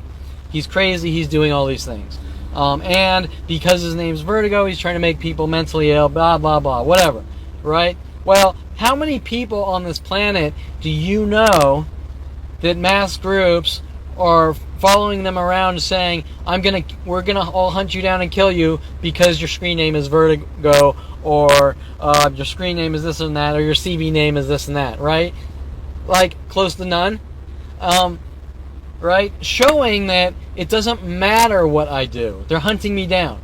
If I fart wrong, they're going to say that I tried to suffocate someone with my fart gas, right? Okay. So, and then people are going to hunt me down, trying to make me think that I did something wrong by farting wrong. And if I ever tell anyone what's going on, they're going to say, you're crazy. Nobody cares about a fart.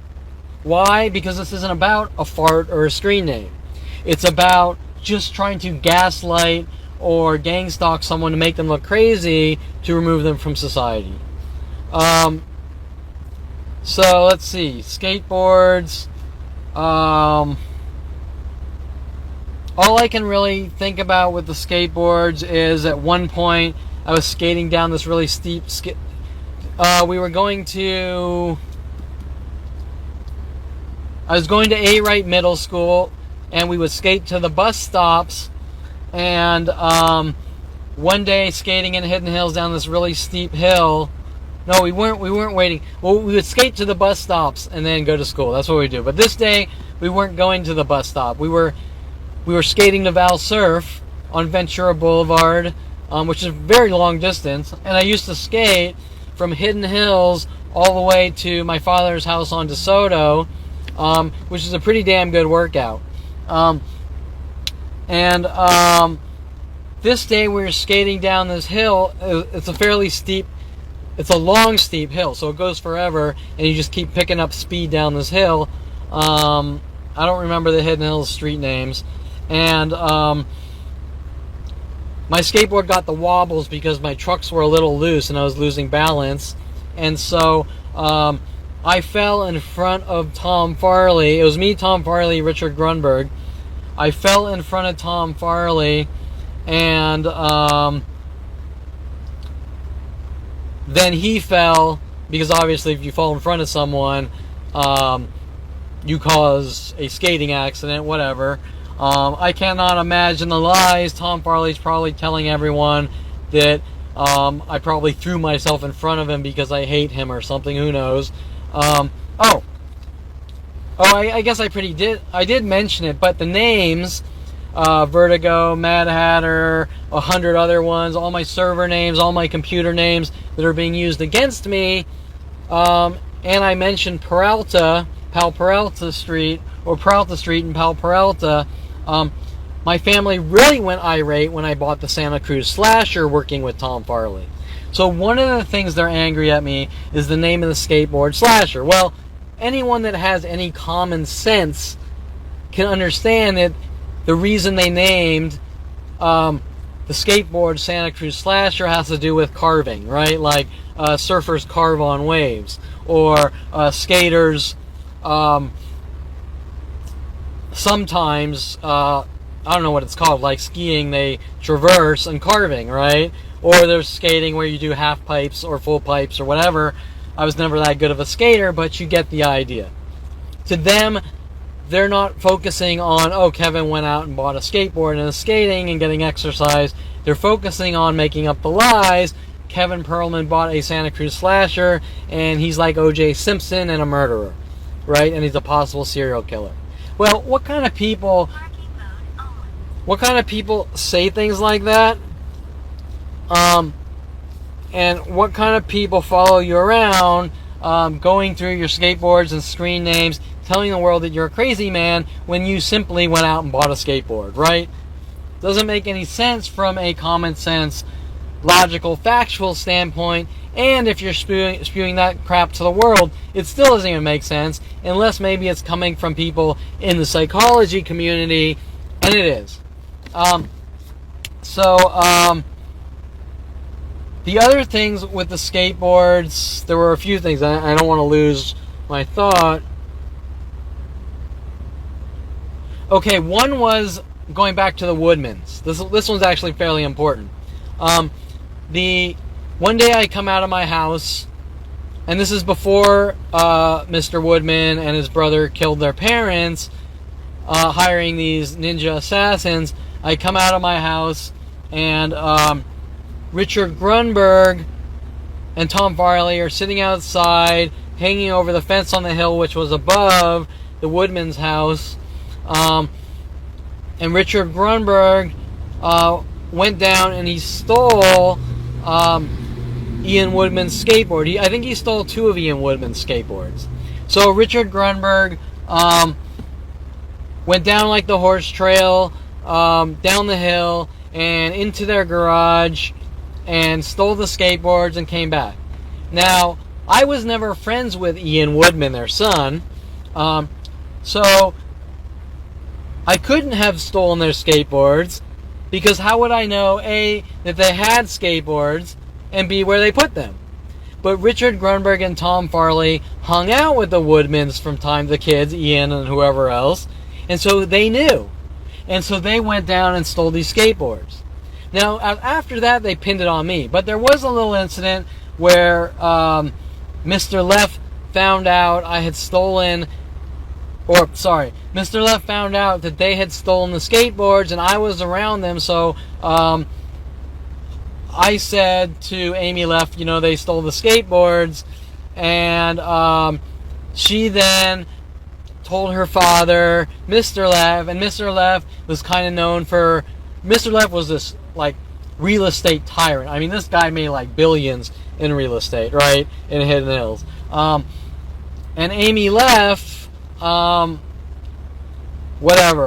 ratted me out, and I don't want to use the term ratted like mafia, like my family does with this craziness, but she tells her father plays interrogation games, he gets the confession, and then he has this big conversation with me about stealing skateboards and whatever. Well, it turned out that I didn't steal the skateboards, although I was in the vicinity of Richard Grunberg stealing the skateboards, and it's not the biggest deal in the world.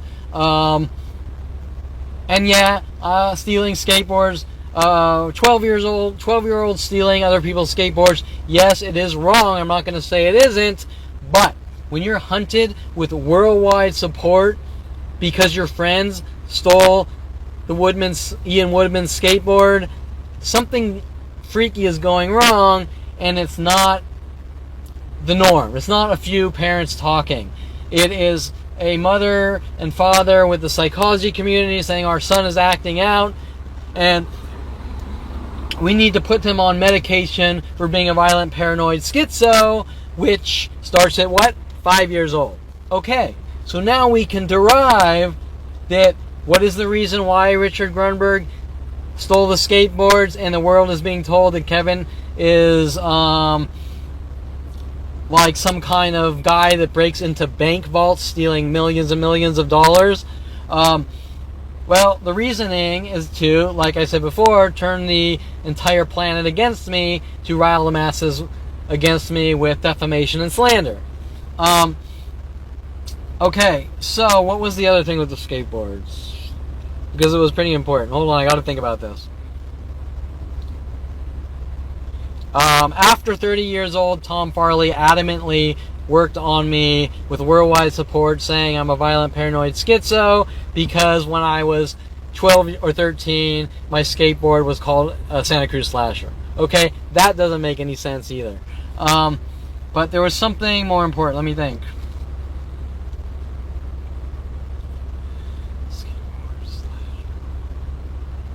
Some of the other lies are I'm a violent paranoid schizo that thinks he's O.J. Simpson. Now they're twisting it to I think I'm Michael Jackson, and a million other defamation and slander type of things like that to the world to try to make me look crazy.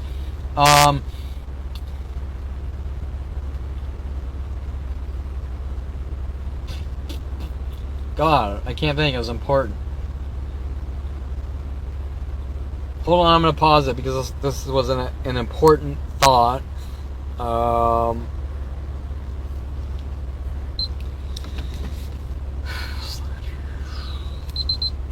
Santa Cruz Slasher.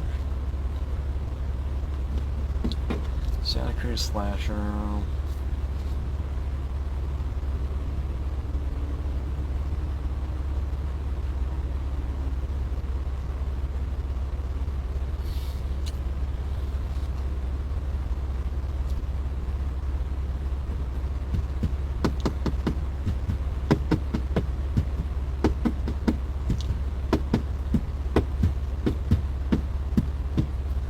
Cruz Slasher.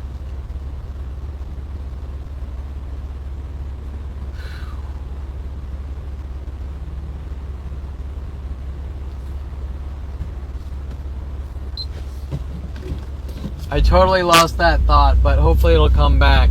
But you need to realize, remember in my last segments, if you watched them, I talked about the steak knife setups. At 14, my brother taking me on... Oh, wait, now we got two cars backwards here.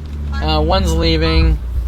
Oh, wait. And they're in a Kelly Hatch white Jeep Cherokee. Parking backwards next to this other lady that parked backwards. Let's see. Let's see. What else? Oh. So remember at 14, I talked about the cruise and the Pearl Harbor cruise and my brother trying to plant the Kershaw knife on me to flip me out with their paranoid schizophrenia tactics to make it look like I'm trying to kill him with a knife, right? He's also the brother that basically told me he and his friends are going to put me in a mental institution because I stopped them from bashing Gregoire's head in with a crowbar. Right? So,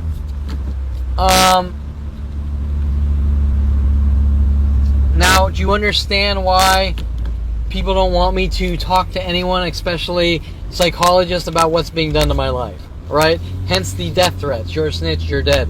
Working with the judicial system and psychology community. Right? So we got my brother working the steak knife tactic, how I supposedly tried to stab him and kill him. Working with Eric Christensen. We have my brother buying the Kershaw knife on this cruise. Trying to flip me out with all the Pearl Harbor paranoid schizo tactics that I talked about in my last segment. We have Eric Christensen following me up to Southern Oregon State College, trying to get the course false confessions about steak knives, working with the judicial system. We have the judge, Eric Harmon, on these illegal arrests and jury tampered convictions, while the judge keeps hinting about 13s and 13 years old when my family got divorced. And we have the last psychiatrist, Christina Vescovo, trying to get coerced false confessions with the police that I'm somehow involved in elder abuse and parental abuse. The judge taking the case, choosing the courtroom 113. The judge sentencing me on these jury tampered, fabricated misdemeanor charges, saying I need 52 weeks of therapy, not 1 year, 52 weeks. Well, what judge is going to tell you, or a person is going to say, you need to get 13 months of therapy? He's going to say you're going to need to get a year of therapy, right? So they're sending me hidden messages about 13s. Why? Because they're hinting about childhood and 13 years old, trying to hint, why, once again, to torture me into coerced false confessions that I somehow did something to my brother with knives or guns or this, and I'm a violent paranoid schizo who thinks he's O.J. Simpson and all that. Well, like everything else, none of it exists.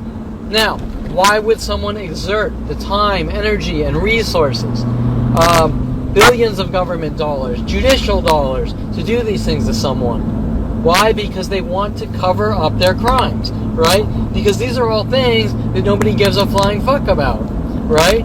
So, in order for the judicial system and Judge Eric Harmon and my attorney, Seymour Amster, who intentionally stole $15,000 for these misdemeanors and refused to bring in any evidence supporting self-defense of me passing out cards, First Amendment speech, they don't want that happening, right?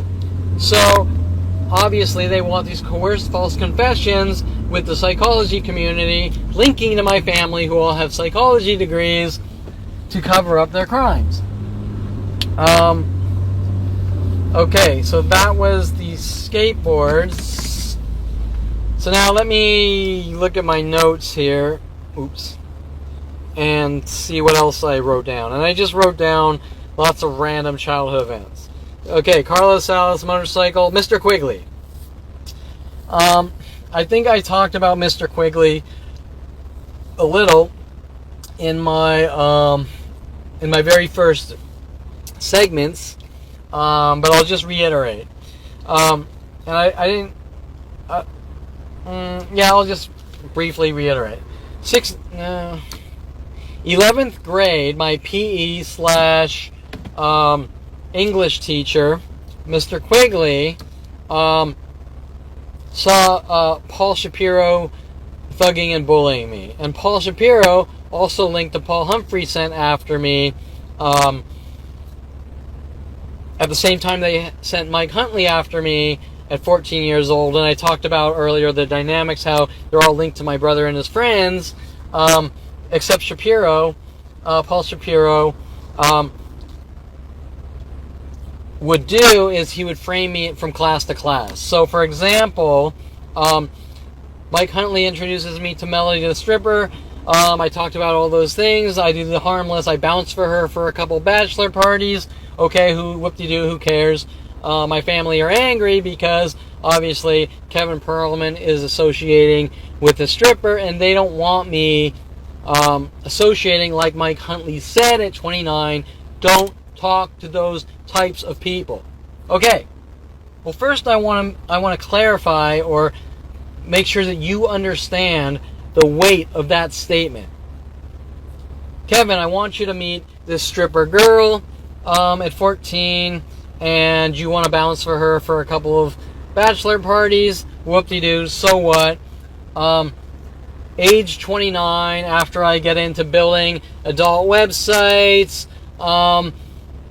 and build a huge adult system, one called Erotic Ranch. Back then it was before .NET, so it was an ASP-based SQL database system, a huge system like MySpace for the adult industry, which I was a one-man show, so it didn't get super far. And people like Mike Huntley and Tim Thompson, who was told to befriend me at the pool hall, working with Steve McPike, says he wants to do adult websites, who supposedly works for Hot Body International, and all these people around me want to do adult websites, but Tim Thompson refuses to do 1 second of work while I'm doing all the work, which is something I had already started before I met Tim Thompson.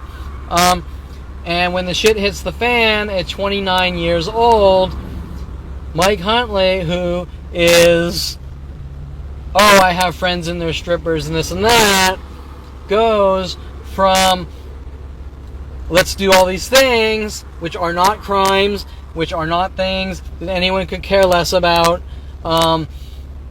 goes from I'm your 25-year-old friend / jailer and you do what we tell you or we kill you, to don't associate with those types of people. Okay, well first, what does those types of people mean? Now remember that at around 8 years old I'm being accused of being a white supremacist for kissing a black girl, right? Now we got a guy who's pretending to be an open-minded guy who's working with my brother to put me in mental institutions because I stopped my brother from bashing Gregoire's head in with a crowbar, right? Has now befriended me for 25 years, and all the shit my brother was doing, the road rage shit, running cars off the road, driving through drive-thrus with water, fire extinguishers, spraying them, trying to piss off people, what my brother called their runs, trying to get people to chase them, and things like this, are all being pinned on me, right? Just like everything else, right? The skateboards being pinned on me, all my brother's and his friends' road rage shit being pinned on me. So why was Mike Huntley, 14, before I even have a driver's license, introduced to me? And why did he hang around for 25 years trying to exterminate me, right? Do not associate with those people, which the very people that he wanted to work with to make money. Do not associate with those people.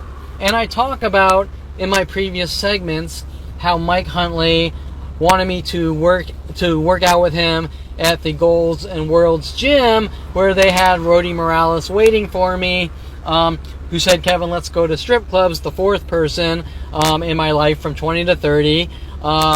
Also, with Eric Christensen in Southern Oregon State College, let's go to strip clubs, working with the police on these operations and feds on these operations.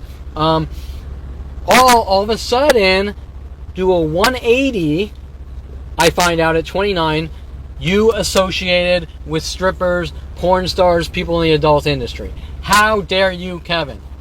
Okay, well, let me tell you that the internet got to where it got by the adult industry.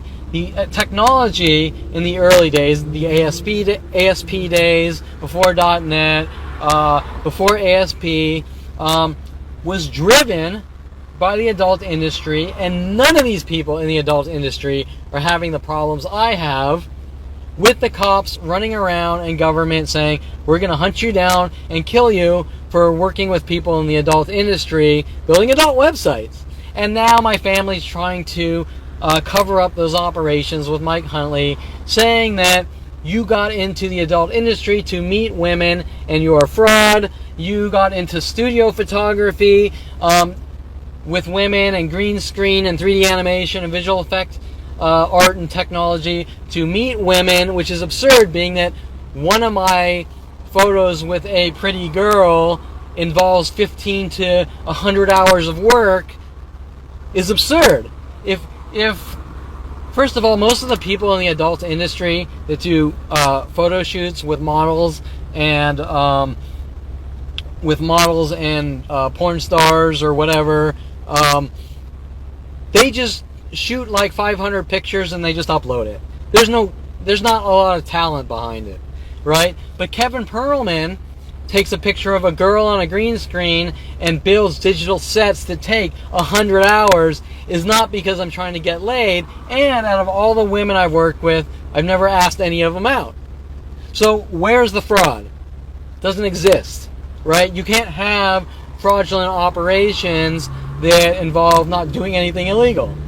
But my family's running around trying to nitpick under like a macro lens every minute detail. You said, hey, so you're trying to date women. You said, hiya, so you're trying to date women. You said, keep in touch, so you're trying to date women. And it's all fraud, right? Well, I'm not going to talk about all the things going on where these women were told to answer my TFP ads on Model Mayhem or One Model Place, initiating that they've seen my work and want the photo shoots, showing that they like my work and want my work.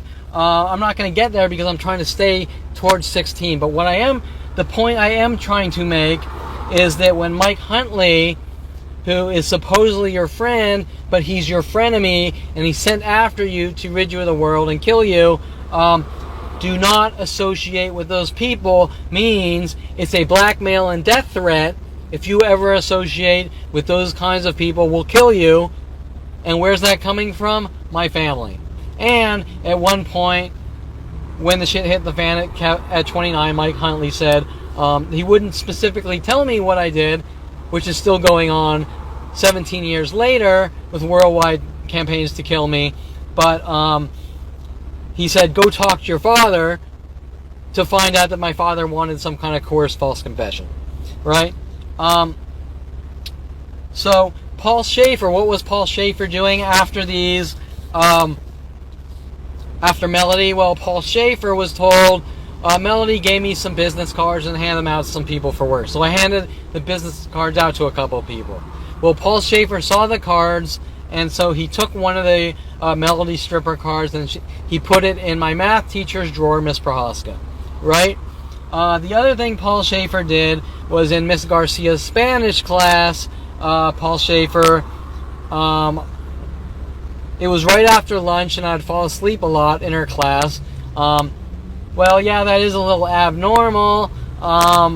It's still not the type of thing you're hunted by the psychology community and worldwide support, saying you take medication for falling asleep in your Spanish class 30 years ago or we'll kill you, doesn't make any sense.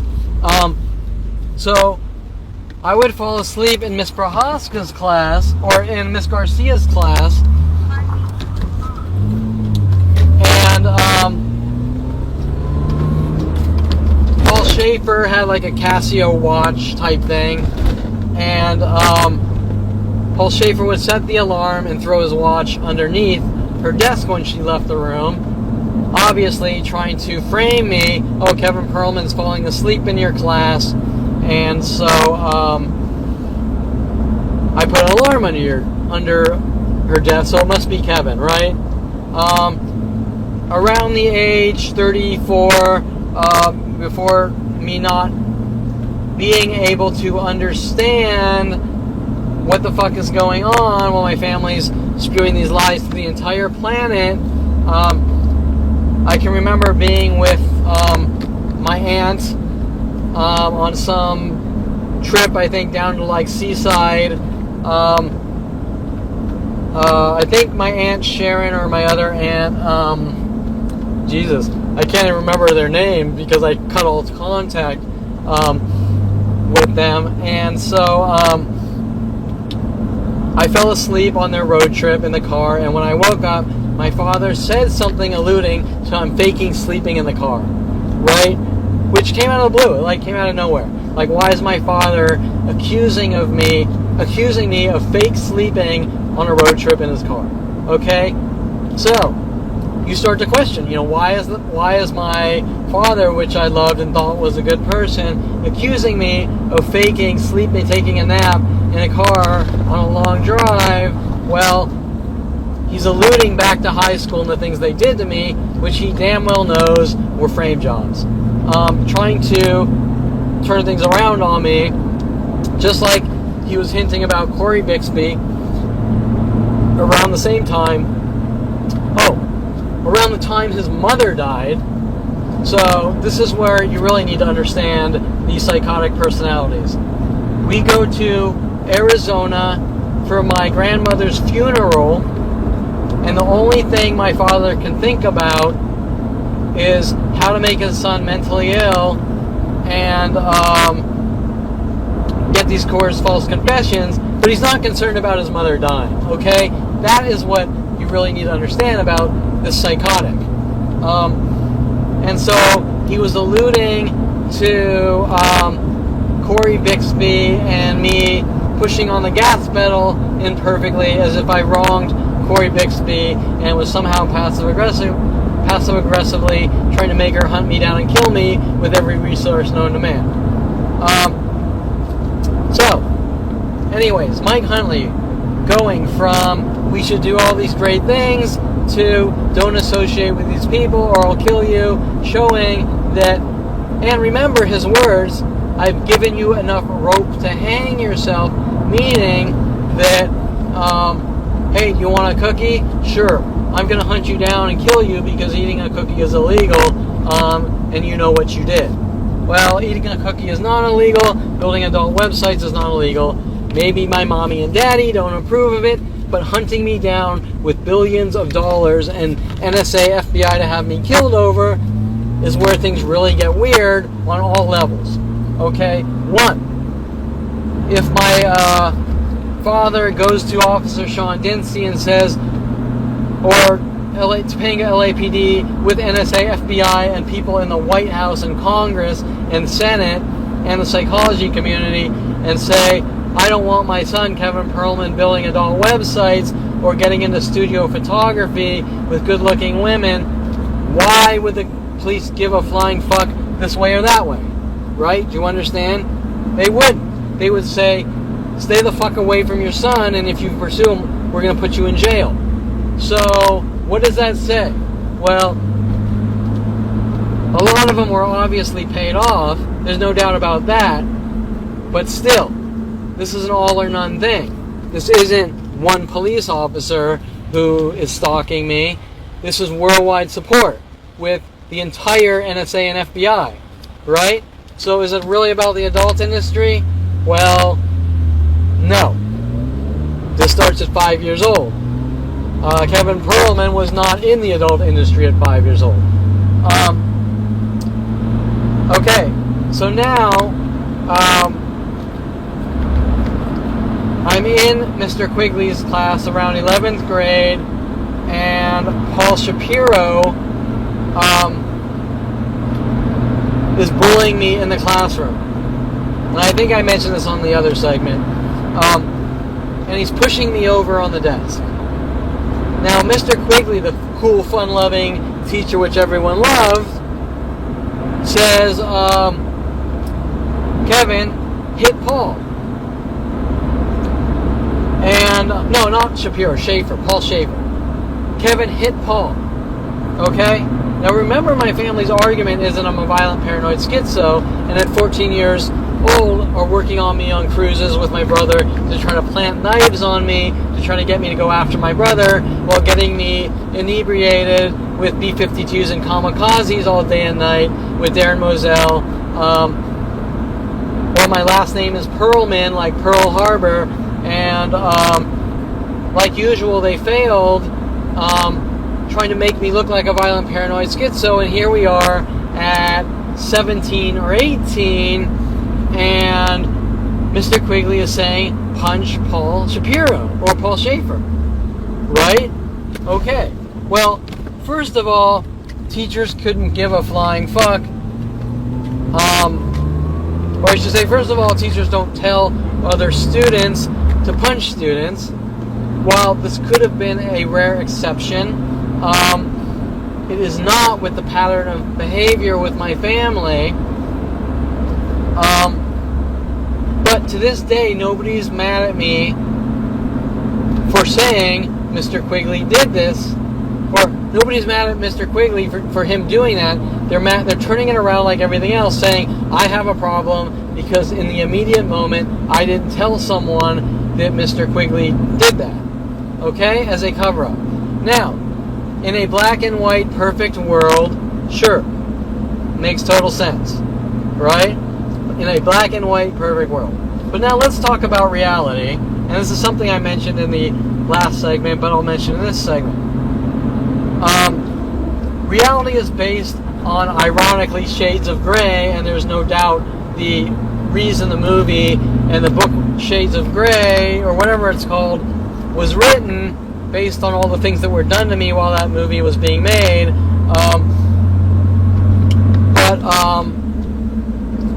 a lot of it probably directed at someone's perception of me. But the reality is, in life, people aren't 1,000,000% black or white. Just like my family's take on life is that you're either a good or bad person, and if you fart wrong, you're in the bad person category, if you know what I'm saying. So, well, we have a teacher, he's like the coolest guy known to man, and everyone loves him, he fucks up. So, if someone cool who has a pattern of, I'm a cool guy, fucks up, you don't go ballistic on them trying to rid them of the world, you go, maybe the guy fucked up, maybe the guy slipped, right? Okay, so my thought process was, I'm not going to punch a kid, I can't believe Mr. Quigley told me that, but maybe he just made a stupid decision in life, and people that are good people, if they slip a little, aren't hunted down and killed and rid of the world because of imperfection generally. They have to normally establish a pattern of behavior that they're a douchebag. Okay? So while I chalked it up as, I can't believe the guy said that to me, I didn't know that there was a mass conspiracy to remove me from society. Now, like I just said, his reasoning would have been just like everything else I've witnessed over the last 17 years and documented. Kevin hit a kid for no reason. He just lashed out in anger and rage. He's a violent, paranoid schizo who hit a kid. Needs to be put in special schools and what's it called? There's a school where violent kids are put and labeled as like criminals up until 18, juvenile hall and things like that, right? That's what they were doing. We want to put you in like juvenile hall. We want to make it look like you're acting out in anger and rage, especially with Mike Huntley's comments at 29, how I'm full of anger and rage, which was just like deer in headlights, like complete shock. I can't believe this guy's like saying these things. I don't understand what's going on, right? Okay, now, because it's all coming from nowhere. It's all coming from out of the blue. And so,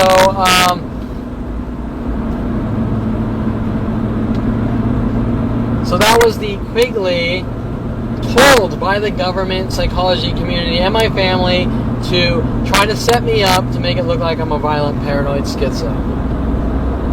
Okay, let's see. Notes.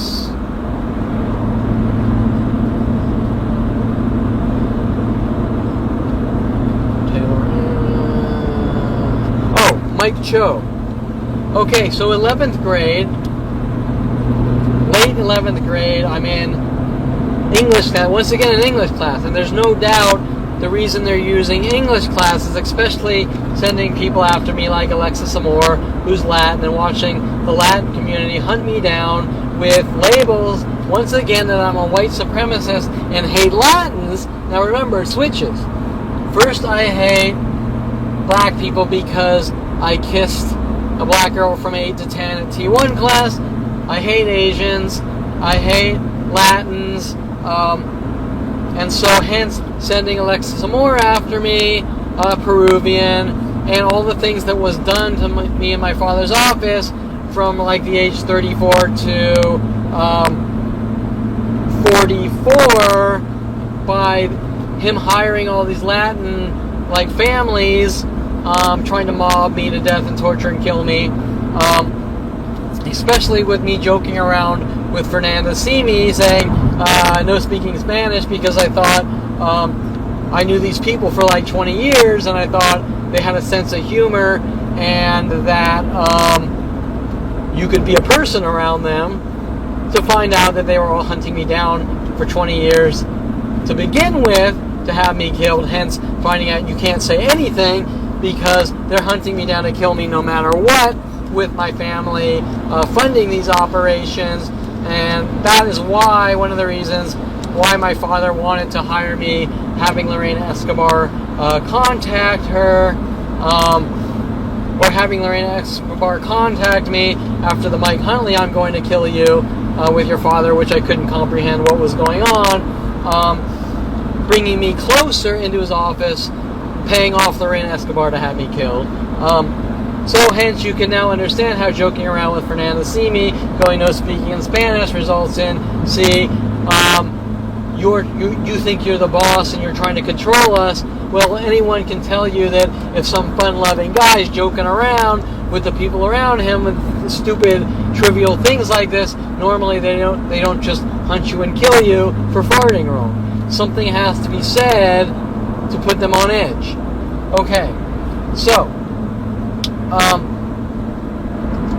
Mike Cho, obviously Asian, which at this point you can pretty much come to the conclusion that now, after the Jen Yang breaking up with my brother, which I talked about, and the trips to Nassau, and all the angles they were working on with Jen Yang, how I've supposedly tried to steal Jen Yang away from my brother and did all these horrible things to Jen Yang that doesn't exist. 11th grade Mike Cho. Once again, English class, teacher, Miss Tunick. Is there a correlation between Miss Tunick's name, Tunick, melody, music,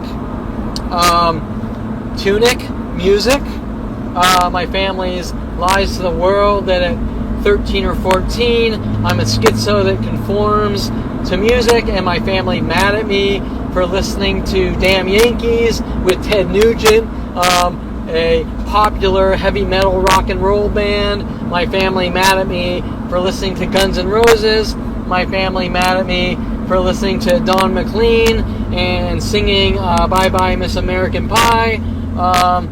Just like everything else, things taken from thin air to use to turn the world against me. Now we're in Miss Tunick's English class in 11th grade with Mike Cho and my good friend... God, what was his name? Shit. His name was... I had an Asian friend that sat to the right of me, and Mike Cho sat to the left. Like, not... Oh.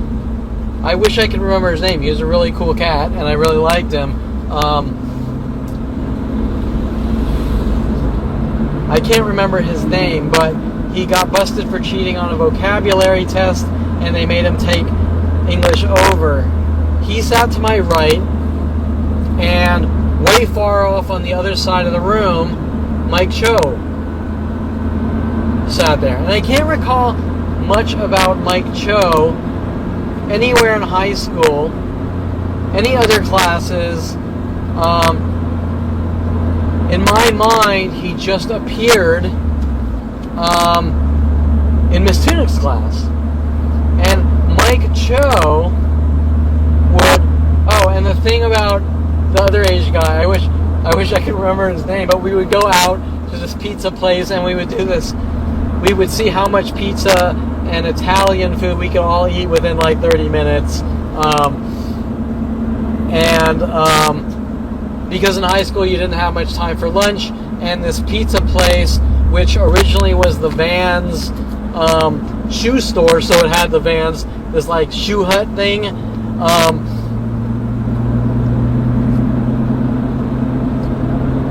That's funny. I can't remember. I mean, most people can't remember the high school people's names, but we would go out for lunch. We would all see how fast we could get there. We would order this special they had with this huge amount of Italian food, and then we would all have a contest to see who could eat the most food within like a 30 period time frame and get back to school. And this Asian guy would always win, just cramming the most amount of pizza in his face and shit. It was the funniest thing, and I can't remember his name. And after 11th grade, he kind of disappeared. He had to take English over, and I think he went with Tom Hoke, went to Arizona State University for a year or something like that with Tom Hoke or whatever. I cannot remember his name. I wish I could remember his name. He is a really cool cat. But so he sat to the right.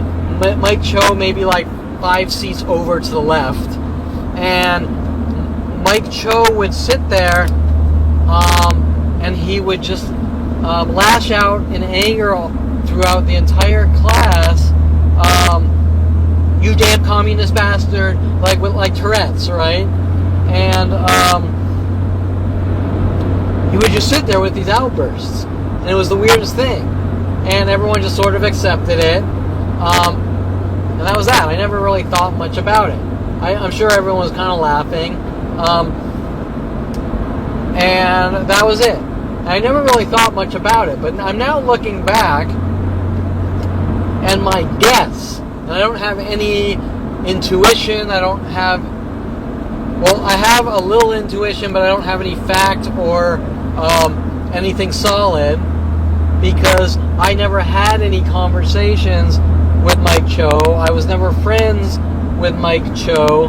I didn't sit directly next to Mike Cho. But my guess is that just like Scott Jellin, how I supposedly made him kill himself, and Carissa Brands, by the way, my guess is what they're doing and saying is they bring this guy in class, whether he's really suffers from this Tourette's or whatever, with this anger, built up anger, yelling out, "You damn communist bastards," over and over, flipping out every few minutes. And by the way, what's being done to him, or what's being done to me, isn't being done to him with his real mental illness, if he really does have it. I'm not sure at this point if he was acting to frame it on me, or he does have mental illness. But my guess is that I somehow was doing something to Mike Cho to gaslight him and make him crazy. Because common sense dictates that if I have a worldwide campaign running around trying to gaslight me, make me mentally ill, make me hit people for no reason, try to turn me into a violent paranoid schizo, with a mother stating your past caught up with you, and a father telling me I know what I did, but yet refusing to tell me what I did like everyone else, my guess is that they're either using the situation to make me think that they're telling the world I did something to Mike Cho, and then saying you're paranoid, or they really are saying Kevin Perlman made Mike Cho go crazy and made him mentally ill, since their theme over and over is we're going to put Kevin in a mental institution, right? Carissa Brands, Kevin supposedly made her check into a mental institution. Mike Cho, he just went crazy. My brother's death threats to me that he and his friends are going to put me in a mental institution. Watching worldwide groups try to check me into mental institutions or jail cells and remove me from society, right? You can, by, like deductive reasoning or whatever, do the math, and the math is that that's probably being pinned on me like everything else. So that's Mike Cho and Miss Tunick's class, and my family go batshit ballistic every time I buy an album, listen to a song, sing a song, type in the lyrics of a song. They want me dead with their worldwide support.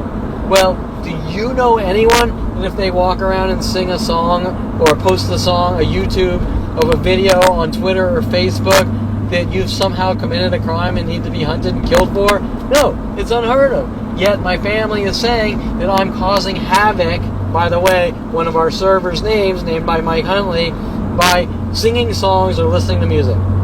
Okay? And I have watched people hunt me for listening to music all day and night for 17 years.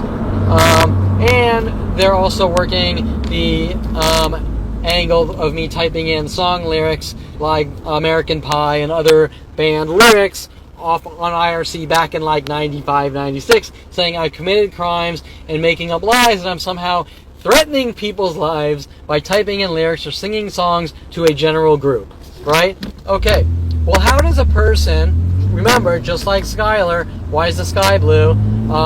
You type in a public channel, why is the sky blue?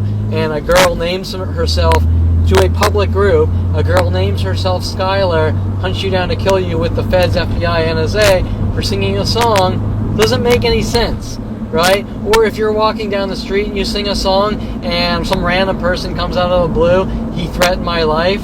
Doesn't make any sense, okay? So, or saying why is the sky blue doesn't make any sense, right? They're taking intricate fragments of my life, twisting and contorting them into crimes and disseminating them as propaganda to the world. Hence, Kevin Perlman in 11th grade made Mike Cho go crazy to the entire planet to turn the planet against me, to have me killed or rid of the world. Why?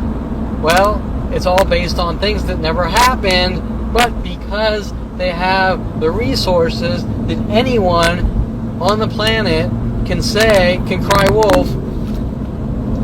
Kevin did this to me. If I'm sitting around a girl and I fart, Kevin raped me. And that information will literally and instantly go across the internet worldwide on libel, defamation, slander, and their propaganda channels to the world to have worldwide support of worldwide groups hunt me down and kill me, right? Well, once again, why am I not allowed to defend myself? Why am I not allowed to know what's going on? Why am I allowed to say this isn't true? Do you have any factual evidence, right? Why aren't these people questioned, most importantly, based on the way this information is illegally, with the psychology community, NSA, FBI, being disseminated to the world? Now, it's like I said before, the reason people are believing the bullshit is because people with detective labels, people with FBI labels are actually making up these lies to justify hunting me down and killing me. So now we're out in Oxnard, and I'm just sort of looking at the parking lots. Let's see. We have a guy, he's about to park forward, and does he park forward? Because no, he parks forward. But I'm here out in Oxnard, and the first thing I see are two white pickups parked together, and there's probably about 15 cars parked backwards.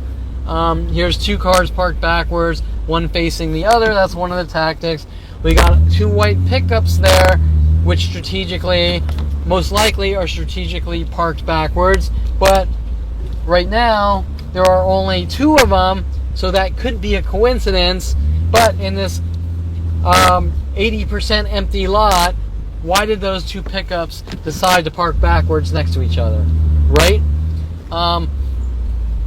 When that guy could have parked anywhere in this lot, he chose to park next to the other white pickup backwards.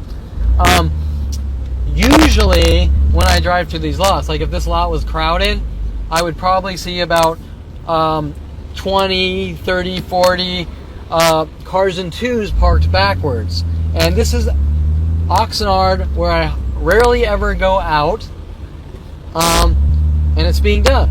And, well, one thing is my father bought an Oxnard house out here, a beach house out here. I can guarantee you that whether this is in Oxnard or in Missouri, and they know I'm there, or they know I'm coming that way, they're going to do the same things. And I've recorded the rate of change, meaning that I'll go somewhere I've never been, I'll video the lot normal, and after I get there, everyone in the city will then start doing these tactics, showing the rate of change strategically around me. Okay, so that's Mike Cho, and while on the surface, you would say,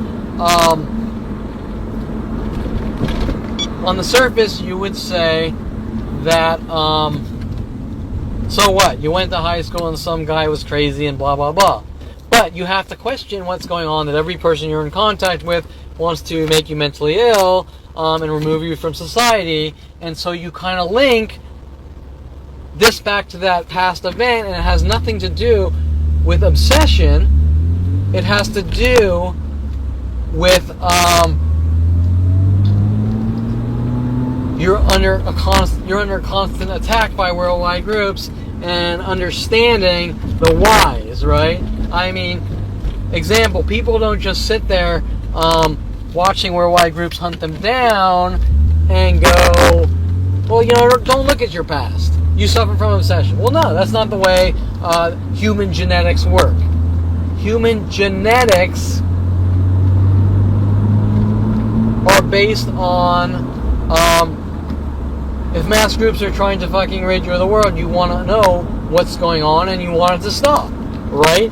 Now, the judicial system, the psychology community, they're not going to admit to it, and they're going to do you're crazy, you're a violent, paranoid schizo, and that's their leverage card over me.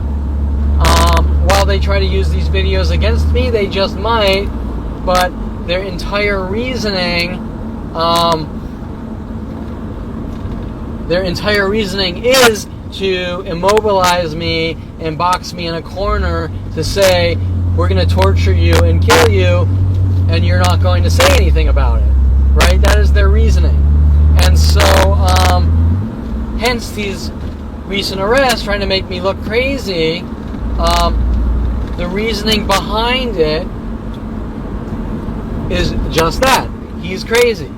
But remember, and these recent misdemeanors that they trumped up, they did trumped up charges to try to make it appear that I suffer, that I'm a violent, paranoid schizo, right?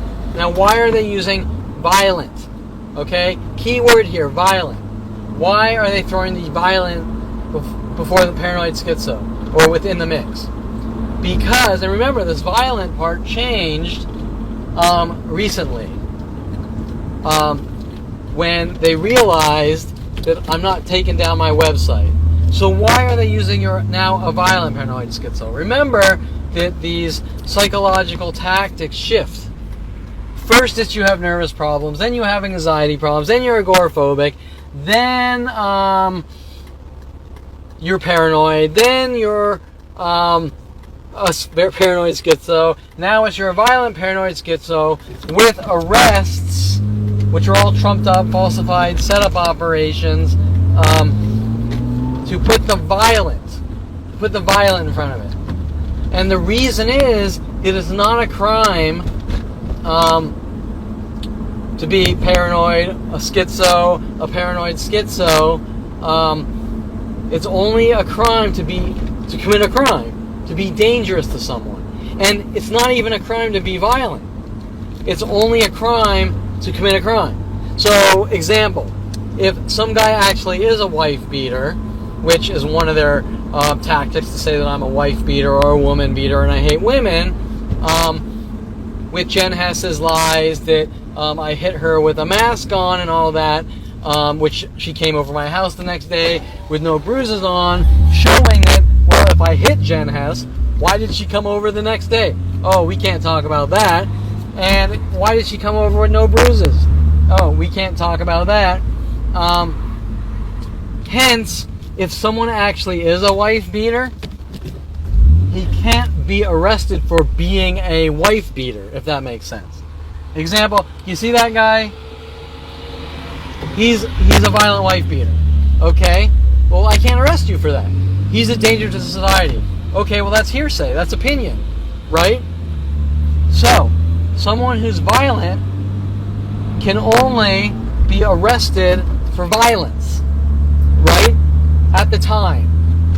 And, by law,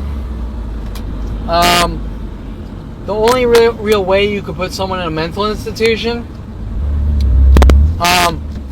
is by constant violence, and they can say, I want to check you, and it's probably an option, I want to check you into a mental institution for a temporary hold, and if they exert violence within the mental institution, then it goes deeper and deeper, right? But it's not based on a label. You hit a girl, you're violent, so we're going to hunt you down and kill you, and you need to die. That's not how it works. That's not how law works, because once again, those types of labels are like saying, well, black people are violent, so they should all be put in cages, right? That would be the analogy. And it doesn't matter, because there are people out there which actually have committed violent crimes or subtle violent crimes like hitting someone, and they're not hunted with billions of government dollars for it. Once again, showing that my family's accusations with the police, example, Mr. Quigley trying to get me to hit Paul Schaefer would still not justify worldwide, he's violent, we're going to hunt him down. Right? But they're exerting whatever resource they can to remove me from society, no matter how good, no matter how perfect, no matter kind, generous, friendly, fun-loving, it does not matter. They have been hunting me since 5. And the more I talk about it, the more you can understand what's going on based on the dynamics of the situation. Okay? The dynamics are that their patterns of behavior are trumping up lie after lie based on fiction and giving it out to the entire planet to try to make it look like I'm exerting a pattern of violent behavior. That is why they are doing it. And they're not going to stop. Okay. And the majority of the people involved, they're going to play the same card. I don't know you, and you're a violent paranoid schizo. Right? Okay. So, I video record all these things, and their thug tactic is, because we've arrested you, the more you talk about your life, the crazier I look, is their leverage or their ace or whatever in trying to shut me down and keep me quiet.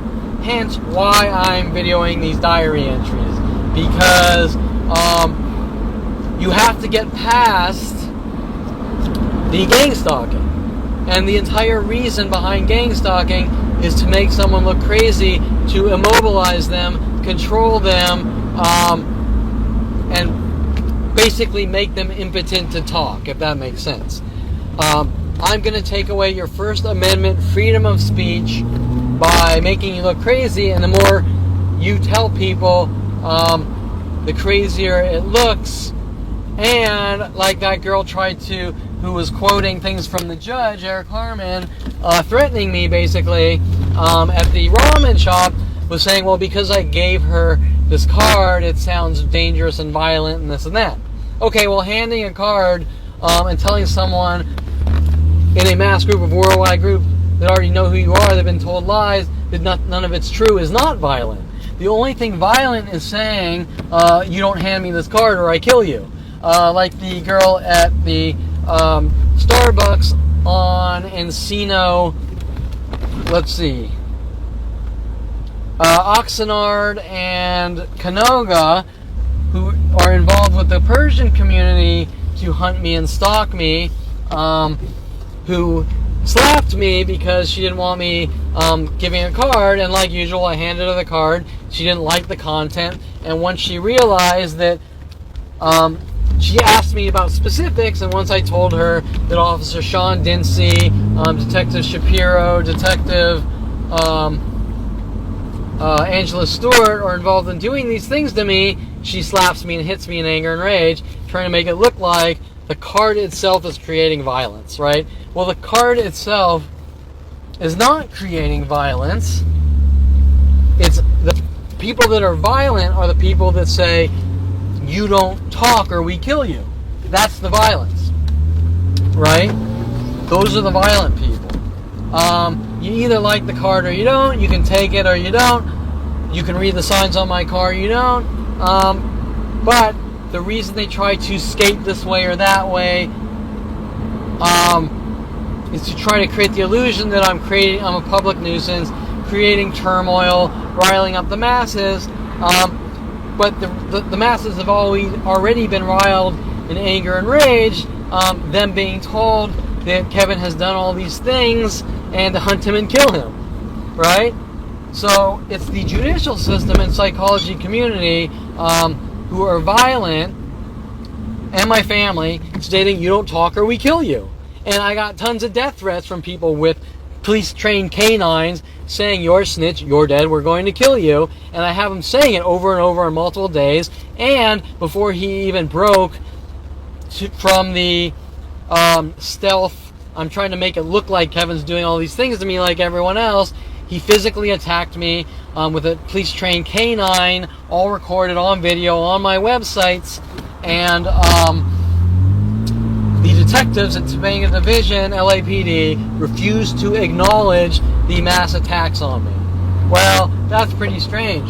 If the LAPD's concern is about violence and some guy's walking down the street with violent people attacking them, and they keep saying, well, they're allowed to attack you.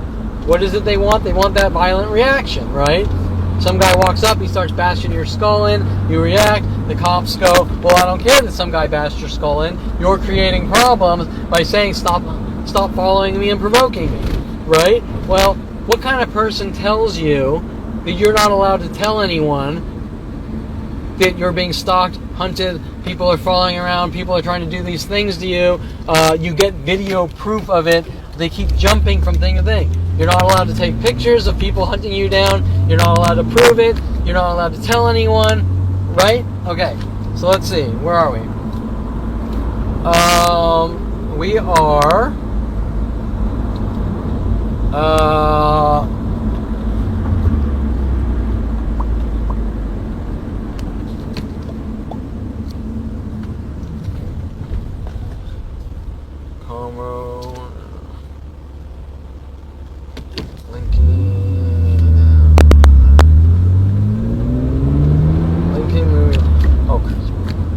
Carissa Brands. Carissa Brands, I'm going to get some food really quick, and we will talk about the Paul Humphrey Carissa Brands frame jobs.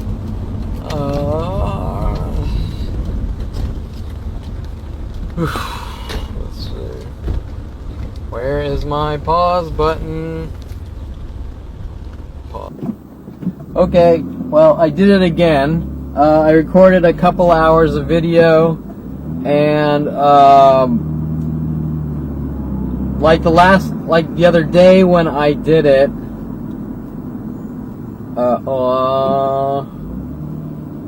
okay, wait. Oops. So the other day when I recorded, like, for 4 hours, the audio didn't work, because I accidentally turned the microphone off, on the firmware settings. And today, I had the microphone set to external microphone, set to external microphone, turning off the main microphone with no microphone. So once again, I recorded the first 2 hours with no audio. But this time, I have multiple levels of audio recorded, so in case I did something stupid, I should be able to salvage the video, but I'm definitely on a pattern of fucking up my video recordings. But anyways, all should be better from now at least. Anyways, what I was talking about was the context of the situation. So, what I was saying was, and remember, in my family, there's zero context to situations. They can't differentiate between reality and stupid, insignificant things that nobody cares about. Although, the truth of the matter is, they can. They just, when I'm around, try to make me think that the world works differently than it does, showing that if this was like my brother, my family wouldn't care less. And not only that, but when my brother's going out with all his road rage crimes and all the shit he was doing that they clearly know about, instead of them being mad at my brother for actually doing things that people care about, they're pinning them on me to cover up what he's doing, showing that they're not as stupid as they pretend to be. Okay, so what I was talking about was the motorcycles and my father's 100cc that I never once saw him drive, that sat rusting in a corner, and my 80cc. And what I was explaining was that, like, when you're 16 and you get into dirt bikes and motocross, you don't get 80cc motorcycles. Those are for like the little kids, right? Those tiny little things. Like you go out to Silmar and there's these teeny little quad runners, these tiny little things for the kids, right? Well, that's what an 80cc two-cycle motorcycle is. Well, what is a 100cc Yamaha? Well, that's 20 cc's bigger. It's this tiny little thing, right? Okay, so now, my family's argument is also that Kevin stole his father's motorcycle, right? Well, that argument doesn't really make sense either, because, well, yeah, you know, kids, sure, I mean, if you really want to analyze it to the T, right, and go, you should have asked, and you took the keys lying around, and you drove this thing that nobody ever drove, and yada yada yada, is completely different than, like, I go grab the keys and it's just in the local area with all the other kids.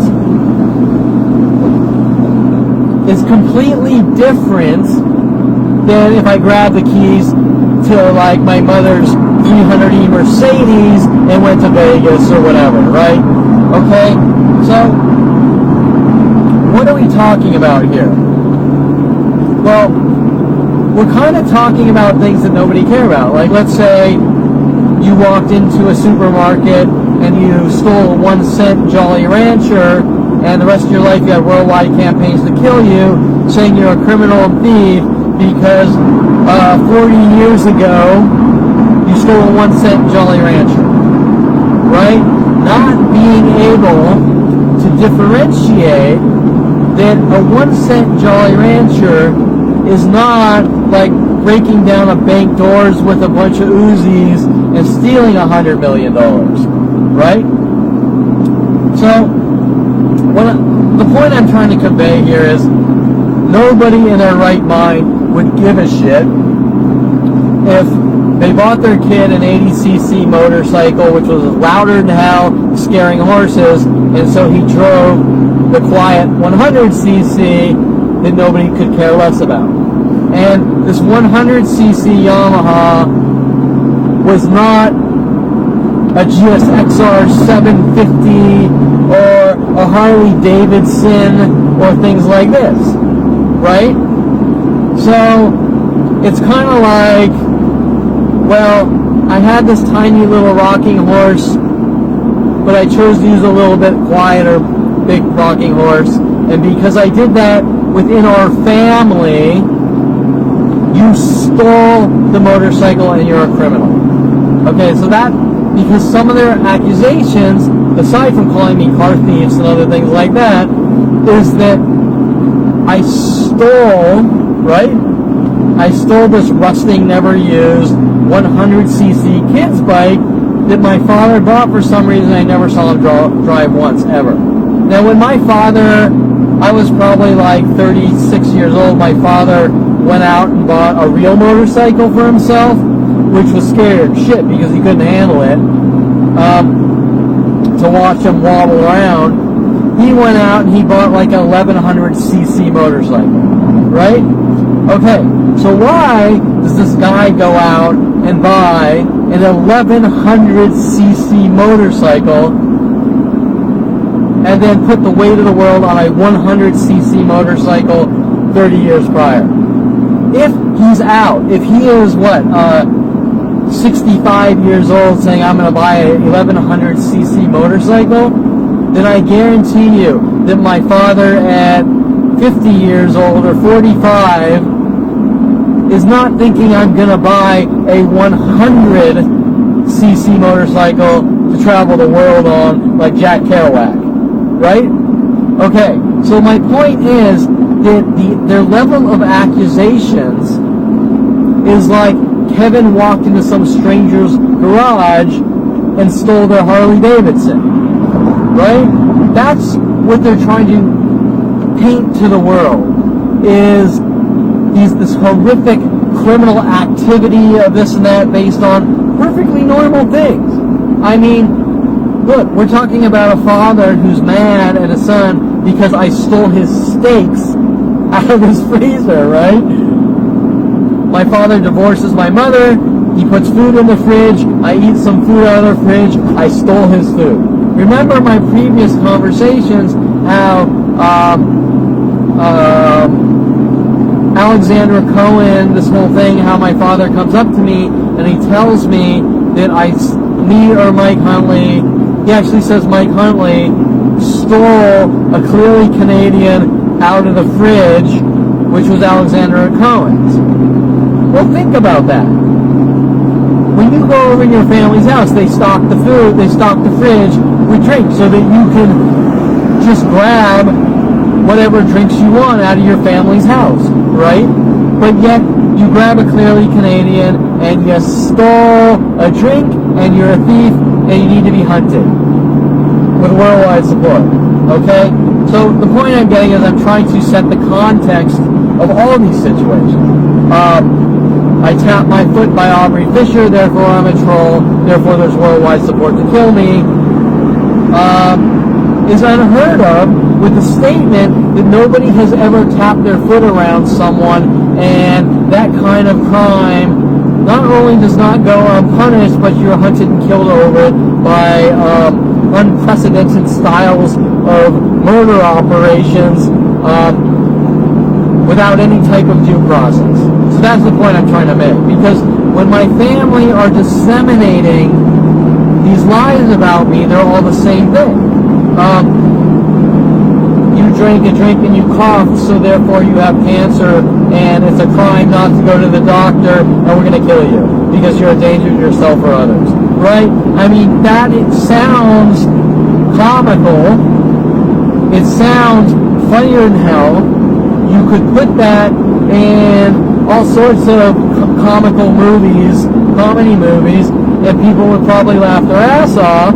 But once you apply that to real life, that's a pretty fucked up situation. And this is going from one thing to the next. Okay, so anyways. Oh, and my mother's conversations were weird too. They were like,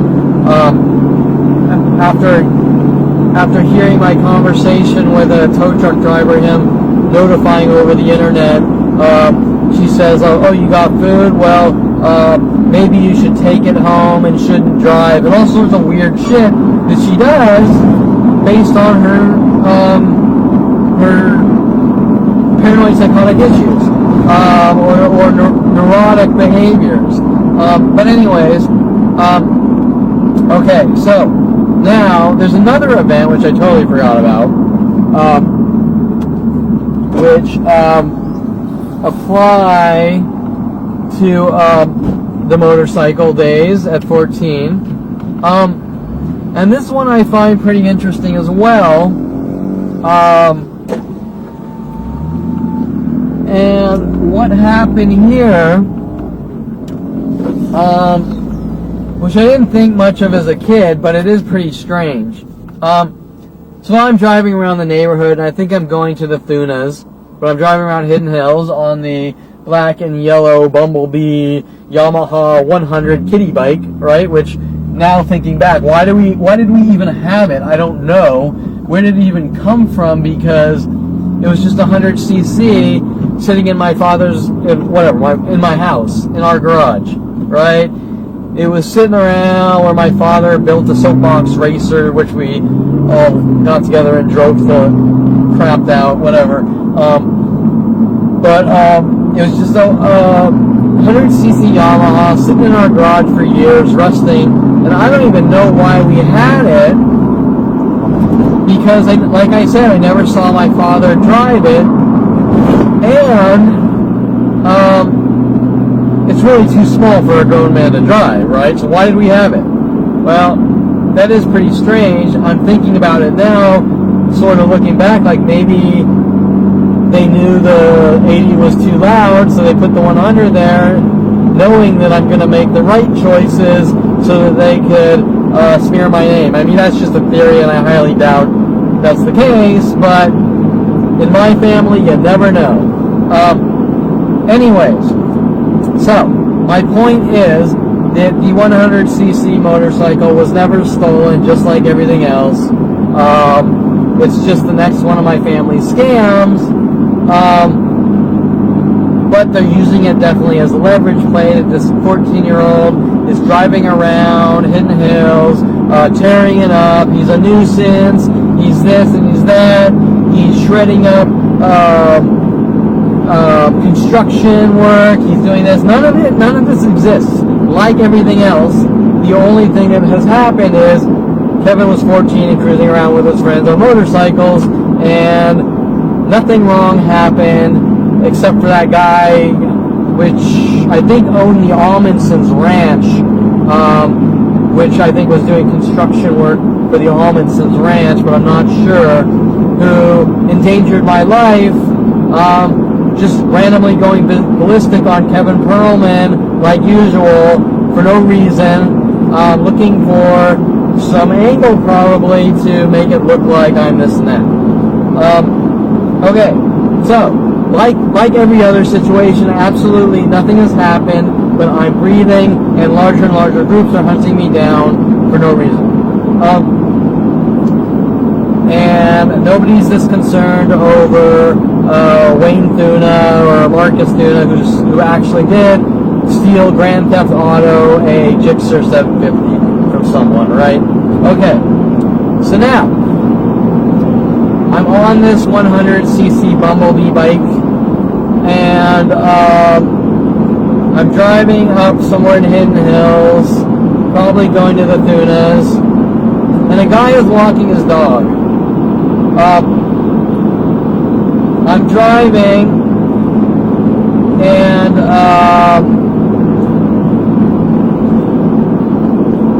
the dog that the guy is walking, which isn't on a leash, just starts charging me. The thing just starts booking after me, which isn't the strangest behavior from dogs. I mean, our little dog Pippin would chase the mail truck and have his little paws run over several times. So that's not the weirdest dog behavior. And this dog saw me, and this was a big dog. This wasn't like some small dog though. Like Pippin was a Jesus, what do they call him? Looks like a little poodle, a Bichon Frise, right? That's what Pippin was. This little fuzzy white ball, this little cotton ball, Bichon Frise, and it would follow the mail truck and have his paws run over. Okay, so I'm driving up this hill. This guy's walking his dog. Dog charges me. Dog jumps in front of the motorcycle. Obviously, you can't stop in time when some dog is lunging after you and runs in front of your motorcycle. And I end up, the front wheel ends up hitting the dog. We take the dog to the vet. It's not like I denied hitting the dog. Obviously, like all these other incidences,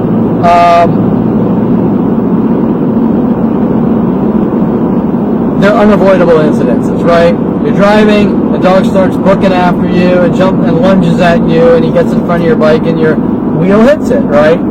Okay, but let's look at the history of events. And I explained in the other segments, I got car after car, people waiting on the side of the roads, and when they see me trying to T-bone, make it look like I'm T-boning them, right? And ironically, there was a wrestler, someone redneck, who named himself T-bone around these things when these things were happening. I can't tell you if that's a coincidence or not. There's also my brother mad with my family mad at me for buying Trans Ams and talking about breaking dicks with Kelly Hatch and transvestites. Actually trying to figure out ways to create physical problems for me with my brother's urology degree and all sorts of freaky things with psychology degrees. Actually trying to create mental illness, trying to create addiction, trying to create all these things, right? Just rid me of the world. Okay, so anyways, I mean, that's pretty much it. I don't deny I hit the dog, although it was 1,000,000% his fault. I think my family paid the vet bills, but really, the guy shouldn't have been paid shit. But you're talking about a 14-year-old who really isn't on the ball on these types of situations where people's dogs are lunging at them, and the reality that these people are all trying to cover up the things they're doing by making it look like I'm doing all these things. So, and I never really connected the events, right? 14 years old, I'm driving the motorcycle, dog runs after me and jumps in front of the motorcycle. I hit the dog's fine with some minor vet bills. The world's told I'm plowing dogs, right? 16 years old, guy on a motorcycle in front of me, slides his bike on the rain, telling the world that I hit him with my car. Same time period, wrestling coach Brock Delp pretends that he's in a motorcycle accident while we have a replacement coach Jono, where the whole black girl is brought on, and they frame me saying I hate black women and her quitting the wrestling team after quitting with me, or after wrestling with me. What else? Right after that, the lady waiting for me on the shoulder of the road on Ventura Boulevard, before Topanga, at the Honda dealership, sees me, launches her car perpendicular while I'm in the fast lane, causes an accident, which in no way, shape, or form could be my fault, and she jumps out of the car screaming that I tried to kill her, working with the police, NSA, FBI. Street races at 1617 Mason Road. Guy sees me street racing out of 2 street races ever, where this is done every Friday night by hundreds of people. Nobody can care less. One of the street racers, waiting on the shoulder of the road, launches his car at me, trying to perpendicular slam into the side of my car, which I managed to avoid him. What's the count, right? That's about 4 or 5 people from 16 to 17. No, from 14 to 18, trying to make it look like I'm reckless and doing all these things, right? Okay? Unheard of. And the only one who's exerting good driving is me, right? Okay, so you know something freaky's going on. And when I mentioned on MySpace or Twitter about the Honda dealer one, maybe at 37, the cops went batshit ballistic. We're going to rid this guy of the world. He better not talk. Okay, so you know when you're talking about things being done to you 30 years prior and the cops are hunting you down, you better not say anything. You're a snitch, you're dead, we're going to kill you. If that's not guilt, I don't know what is.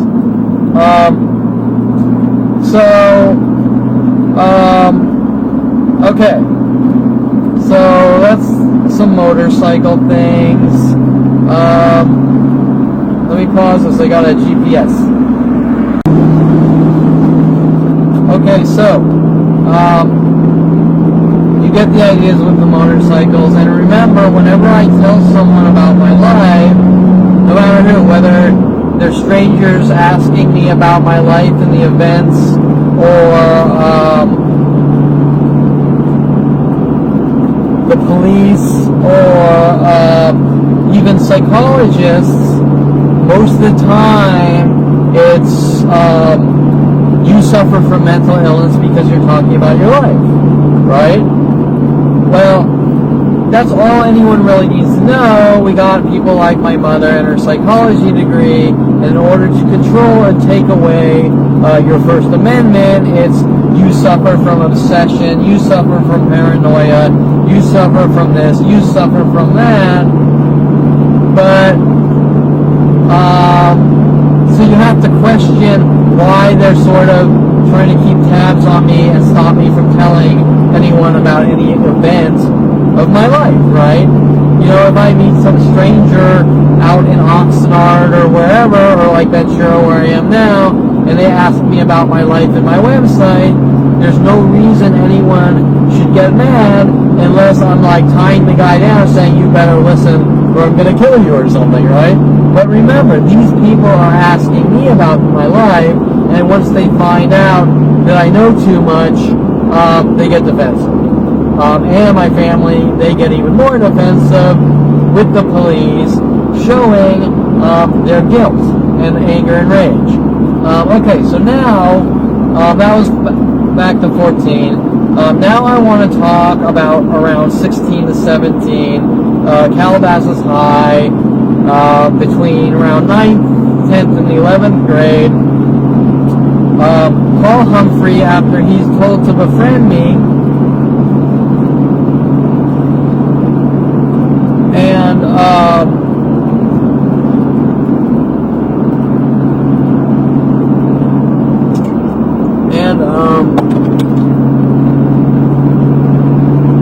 Carissa Brands, his girlfriend. So Paul Humphrey dates a girl out in Mulholland who her dad actually built like a log cabin house up in Mulholland. And ironically, whether this is coincidence or not, I can't tell you, but I have a feeling it's not. My father moves, when did he move there? Maybe when I'm around 25, I think, or something, my father moves. Sorry, choking on coffee. My father moves,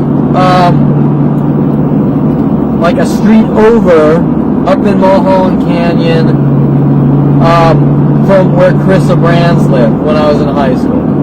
Now, is that coincidence? I doubt it, because I watched my father and my family work on things. Like, for example, when they sent Jen Hess after me, Paul Humphrey, after that was over with, after like I was like, okay, this girl's out of my life and that's over with, this weird, totally weird, crazy broad comes to my life pretending she's a schizo and saying that I hit her with a mask on, not to me, but to everyone else, and then telling me that I had hit her, that someone had hit her with a mask on, of course coming over the next day with no bruises or anything, showing nothing ever happened. Paul Humphrey. So years later, Paul Humphrey moves out to the Torrance area, like an exit after where she lives, out by Grant Street in like the Torrance area, right? Okay, now this isn't a one-time thing with Paul. In the last segments, I talked about Paul Humphrey dating girls that I met on the internet. One's name was Honey, to try to flip me out or whatever. I thought it was a coincidence. I didn't know he was actually stalking me with mass groups. And the reason he moved over to the Torrance area after this was to try to make it look like I'm cruising down to stalk Gen S. Right? Okay? Well, it turned out doing some analyzing of my life, Paul Humphrey wasn't exerting this pattern just with Gen S. He was scoping out all the women I was meeting and talking to on IRC and getting apartments and buy them and saying, Kevin, come over. Now, not only did I not really know who these people were or their addresses, but I figured out enough to figure out he was matching the same city area and trying to make it look like I'm stalking or trying to find people or searching them out or things like this, right? Example, you talk to a girl in Northridge, and Paul then moves to Northridge and keeps inviting you over, and then people are getting angrier and angrier that you're stalking women, yet you have no concept it's going on, because why would it be, right? And think of the level of time, energy, money investment, people deviating from having normal lives like Mike Huntley to rid me of the world, right? It's unfathomable, but it's happening.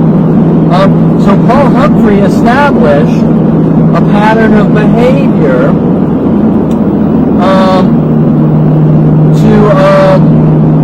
on these frame jobs, right? Now, does that have something to do with my brother putting license plate frames on his car saying I swerve and hit people at random while trying to tell the world I'm a violent, paranoid schizo that hits people? Most likely yes, because like I explained before, the dynamics of how Paul Humphrey is told to come in my life through Joe Humphrey, my brother's sort of friend in his grade, to befriend me, right? So Paul starts dating Carissa Brands, a blonde chick, a blonde hippie-ish chick. I think she was into volleyball. And remember that I was never close with Carissa. Paul would a lot of times be around with Carissa, and I can't remember too many. I remember him coming over to my father's house to watch Monty Python like one time, and maybe a couple other times, and I'm sure I saw her around him a couple of times in high school. And the other big thing I think I talked about in the other segments was the double date with Carissa and her friend. I don't know her name. If I had to guess, it would be Karen, the annoying girl that kept going, pick a game, pick a game, pick a game. But, and then I explained the whole gaming freaky thing going on, which also applies to the movie War Games, which they're sort of, we're trying to flip me out using references from the movie War Game. But, so you get the idea.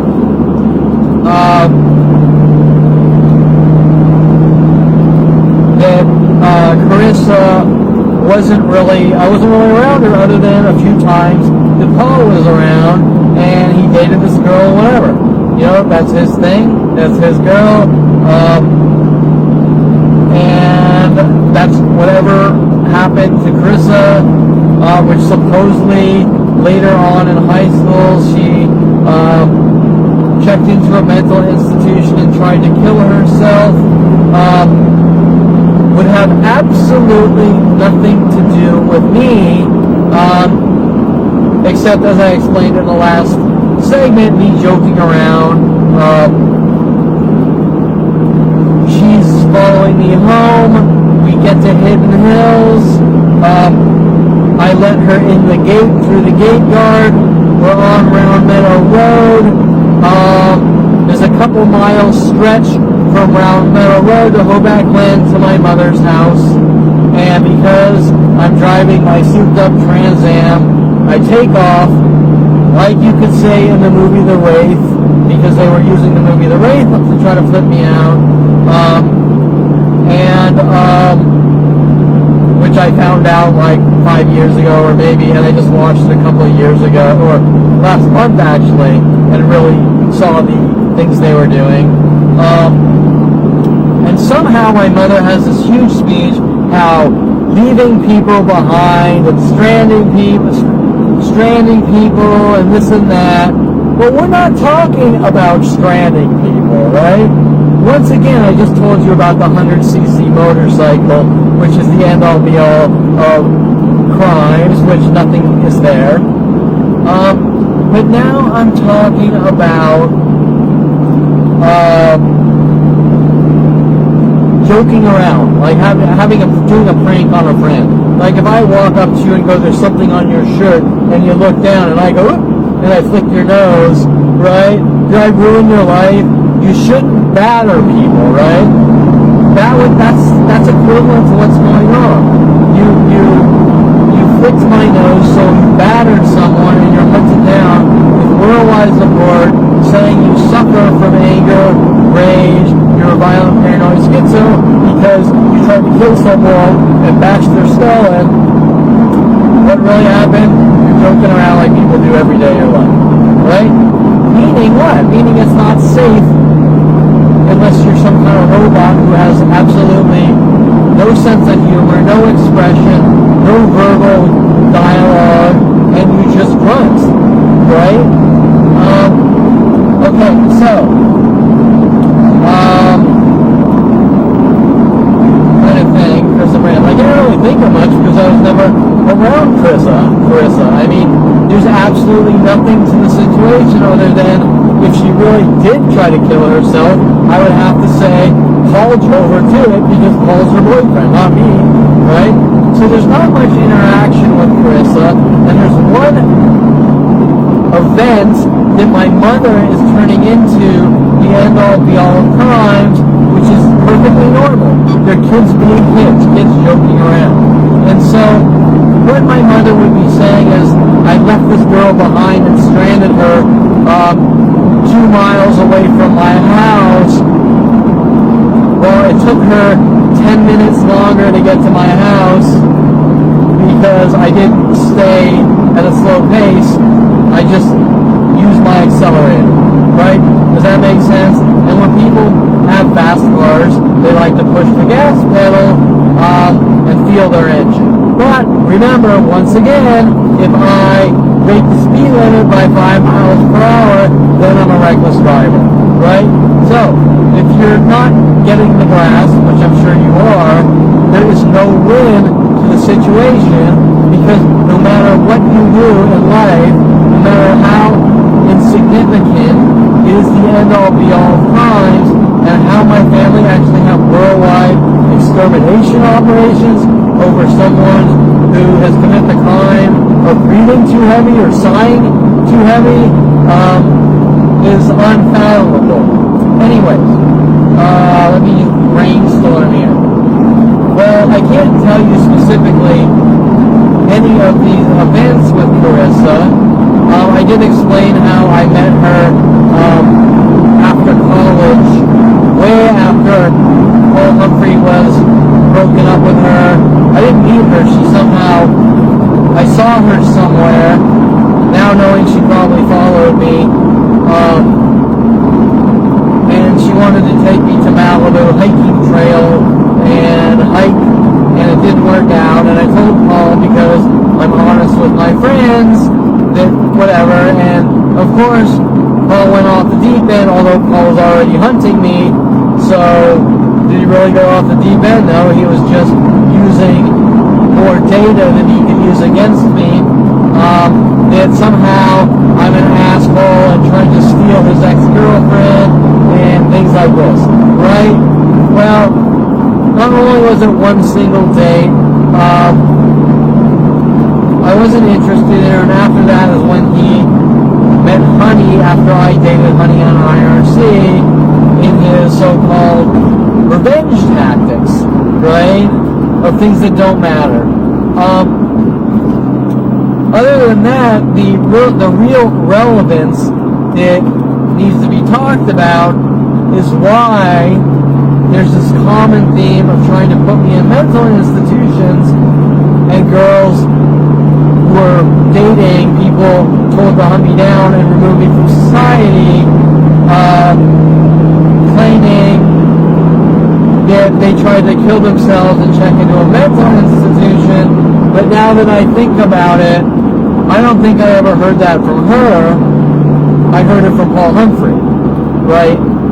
So, if I had to guess, I would say that it never even happened. Paul just said it and is creating this fictional story, like all the other ones, to try to figure out how to remove me from society with my family. Okay, so... Is it right 2 lanes to take the I-5 South ramp to Los Angeles? Hold on. Gotta do some of my out of control lane changes here. Is it right 2 lanes to take the I-5 South ramp? There we go. I don't know if you're seeing that on camera, but I think In half a mile, merge onto I-5 South. I think some of my tires might have touched the white line for more than 0.01 seconds, and therefore I'm a reckless driver and need to be hunted by Sean Dinsey with my family. And if he can't arrest me, people need to launch vehicles at me to make it look like I'm a reckless driver, because I just got away with my wheel touching a white line for 0.2 seconds, right? Okay, now, what was that, Kevin? Was that sarcasm? Okay, well, that brings me up to the next point. My family is intolerant of sarcasm. Okay? What you just saw me do with the sarcasm is perfectly normal human behavior. We all know it. Hence, my family say that because I have sarcasm, which everyone has, that I exert emotional trauma from my youth and I need to be put on medication. Okay? What's my point? My point is that that statement, just like all the other accusations from my family with the police and government, are all the same things, right? These are perfectly normal human behaviors. Resting your feet on a chair is a perfectly normal human behavior, especially while reading books. Buying lazy boy chairs and putting your feet on them are perfectly normal. Whether you're in the bathroom for 30 seconds or 10 minutes and being constipated is perfectly normal human behavior. Having a coffee at morning and night, or having one coffee for 4 hours and slowly sipping on it is perfectly normal behavior. All these things are things that my family are saying I'm out of control and a danger to myself or others. Okay, so Carissa Brands, I don't know if I have anything really much to say on Carissa Brands, except I think they're using the name Brands, like we're branding you as someone who tried to make someone mentally ill and gaslight them as one of their scams. And I think that's really it for Carissa Brands. Maybe some side thoughts will come later on if something pops up, but really, like everything else, it's just complete fiction from thin air. let's see. I mean, it's not even drama. It's just fiction from thin air. And like I explained, how does it go from here to the other side of the world? Right? It's impossible. Okay. The locking self in bathroom for camp. Okay, so just recently, and this seems to be part of the we don't want you ever leaving your house and trying to starve you to death in it. But some of the topics that have come up from courtroom hints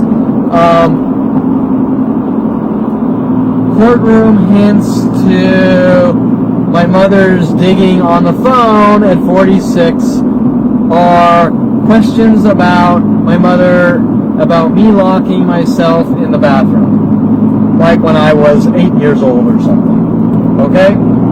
8 years old. 8, 10, I'm not sure. Who the fuck would care? Right? You're saying that kids don't do things like not want to go to camp and lock themselves in the bathroom or whatever. I mean, I've heard stories of kids actually running away from home, and I can tell you that they're not being hunted by werewolves or over stupid shit like that, whatever. But the story is, there was some day camp. I can't even remember. Tom Farley was over my house. There's some day camp, and I didn't want to go, and like I said, I was very shy and introverted, and I didn't want to go to camp. I was a little scared, and that's not super uncommon for an 8 years old, maybe a little off, but we're not talking worldwide extermination operations. You're different. We're going to put you in mental institutions and rid you of the world. Okay. So, it's as simple as this. They're about to leave. I think a bus was coming or arriving. I didn't want to go. I'd never been to camp before. I was a little scared. An 8-year-old, remember an 8-year-old. And I run in the bathroom and lock the door. Now, how long was I in the bathroom? I don't know, 10 minutes, right? So we're talking complete insignificance.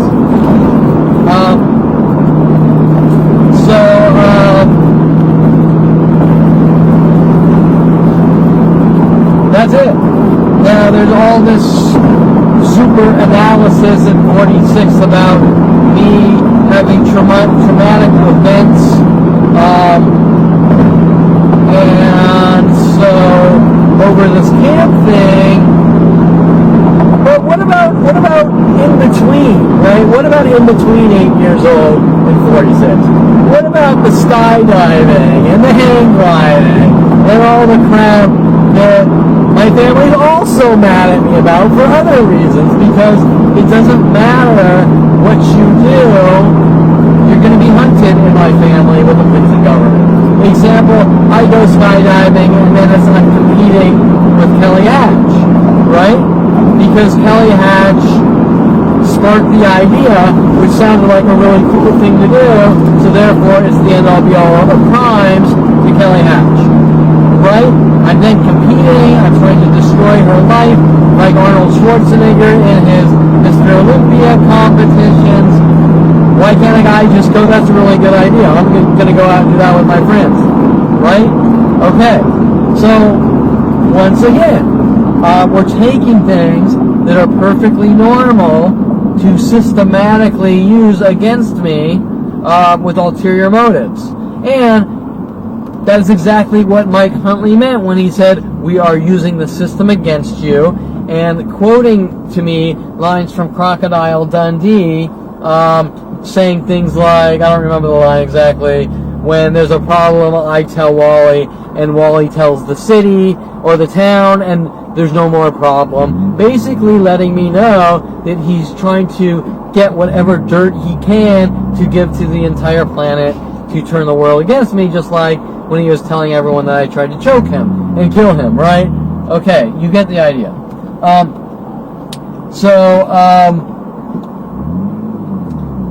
let's see. So camp. Okay, so what's left out of this whole camp incident? After that, they send me to Camp JCA for a week. I'm a little upset about it. Like, I remember sending my mom a nasty note, and then after that, I got used to the camp, and I sent her, like, this happy note or whatever. Okay? And then, after that, I went to Catalina boys camp or whatever for a month or something, and everything was fine. Right? Okay. So now, remember, we're talking about the paranoid psychotic Perlman family, where they leave out the entire story. The only thing my family with the police and government are focused on is you locked yourself in the bathroom at 8 years old, leaving out the entire progression of events, showing that this is just a child growing up, right? Okay, but remember, now I'm 46, and my family is trying to pitch things like I'm an agoraphobic and afraid to leave my house. Well, they have worldwide groups taking turns trying to turn me into a violent paranoid schizo, right?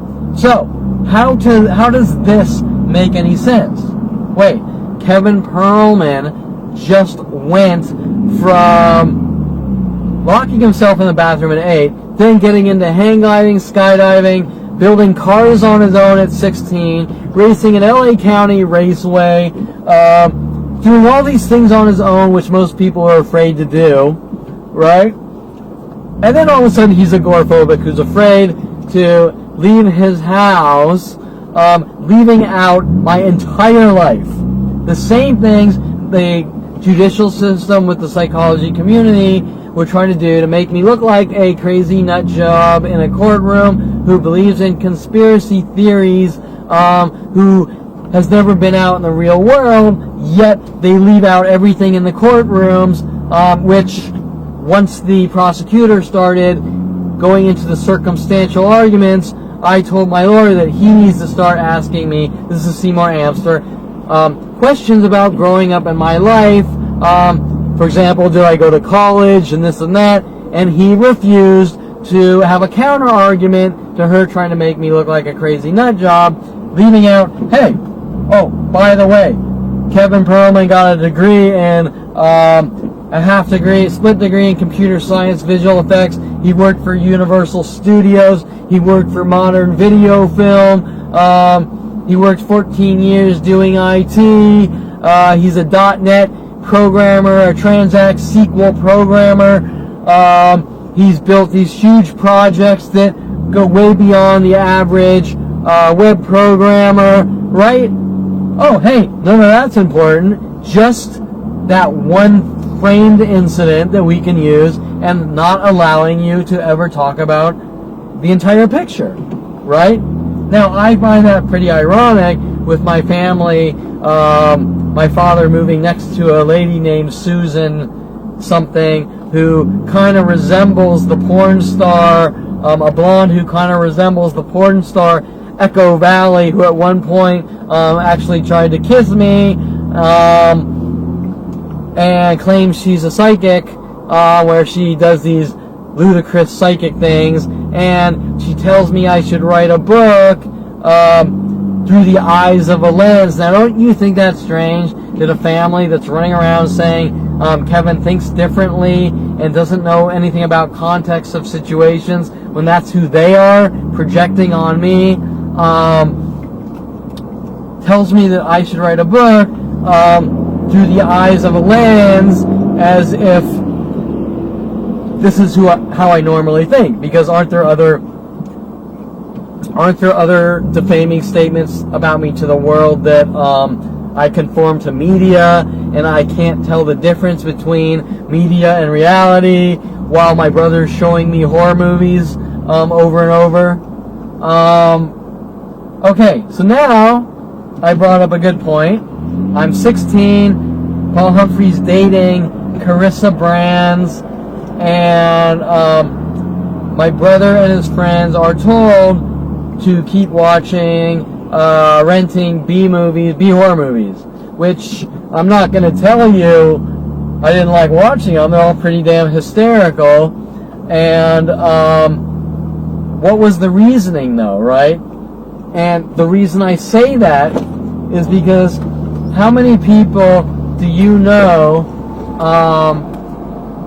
that their family's telling them and everyone else that they can't comprehend reality from fantasy, while you're going to, like one guy in Malibu Starbucks, while being mobbed by huge groups of people, sparks up a conversation with me, and while he wasn't being truthful, obviously, he was saying to me, I don't like people that watch horror movies, and people that watch horror movies are a danger to society, and they need to be removed from society. And we had this semi-long conversation about, me saying, how can you think that way? It's not real.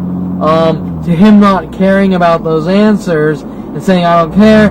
There's no place in society for those people. Now, how many of you have actually talked to someone at a coffee shop or anywhere else who have made up claims so outrageous, and I'm not going to say there aren't some loonies out there that believe this way, but it is beyond any level of rare that someone says horror movies are a danger to society and it creates crime and weird crap like that. I mean, that is someone that lives in a closet, okay? Now, due to the amount of things with horror movies done to me, it wasn't a coincidence. And other movies. Let me think. Like one of the things Mike Huntley was mad at me about at the age 29, was that one of the movies my brother and his friends rented, which we all watched, is a low-budget B-movie called Bad Taste. And there's like 1,000 kills in Bad Taste in this comical way. Like, example, there's like 1,000 zombies and he's holding up the bottom of a lawnmower, like killing each and every one, right? But this is how all those, oh man, I can smell clutch from this traffic. So, my clutch. Which means shitty shifting. So my point is that why is Mike trying to scare me about watching some horror movie at 16 that, remember, he was originally friends with my brother's friends.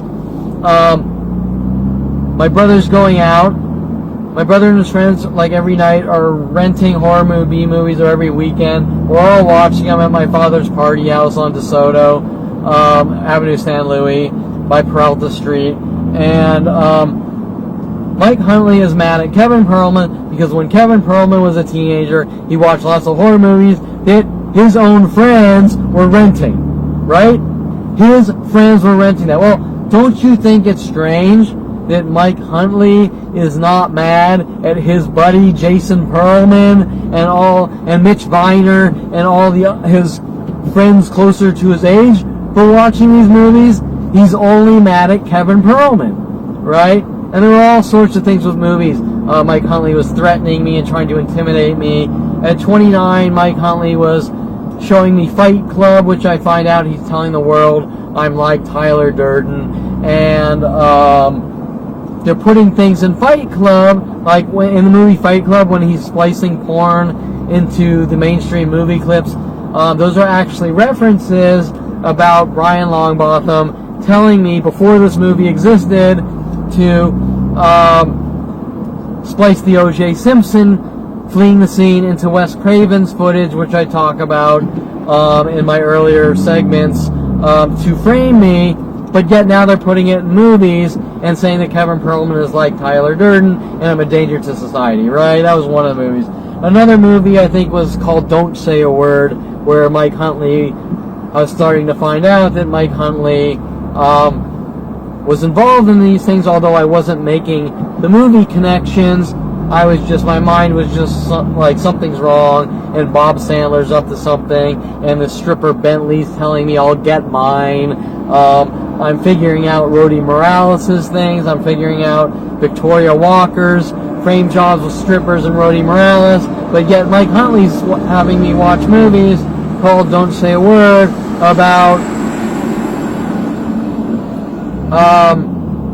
about people surveillancing people in such ways to make them mentally ill and torture them to try to stop them from talking. Gee, don't you think that's a little strange that I have worldwide gaslighting and gang stalking operations, and yet Mike Huntley's trying to show me movies to flip me into a state of paranoia to say that Kevin is conforming to movies, which clearly is not the case. And like I explain in all my video segments, their media tactics start at 5 years old with the movie Wizards, going from movie to movie, showing their true motives and showing that their intent from 5 years old was to flip me into a state of something weird's going on so that they could work with the judicial system and psychology community to lock me away, remove me from society. Okay, so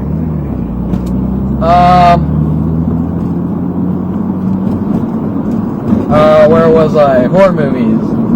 So anyways, it looks a lot, if you think about it,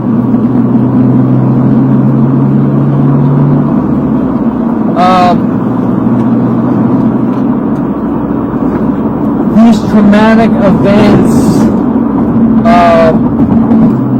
as they call them, which don't exist, look more traumatic if you say you watch a lot of horror movies, right? So, for you to understand what's going on is there's motive behind all their actions. There's premeditation. And,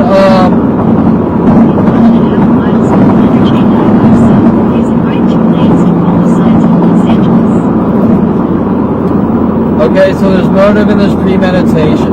But now wait, the plot thickens. One of the big movies that my family was working on me with my brother and his friends is Toxic Avenger by who? Trauma Films. Okay? So now they're running around saying, well, Kevin watched Toxic Avenger so he committed a crime or something, I don't know. But where things get weirder is, like, every place for a while I went, the coffee shop and restaurant employees will start sweeping the floors. Will start sweeping the floors like Melvin in Toxic Avenger, and people online will say in repetition, I need to stay away from toxic people, at the same time to hint about the movie,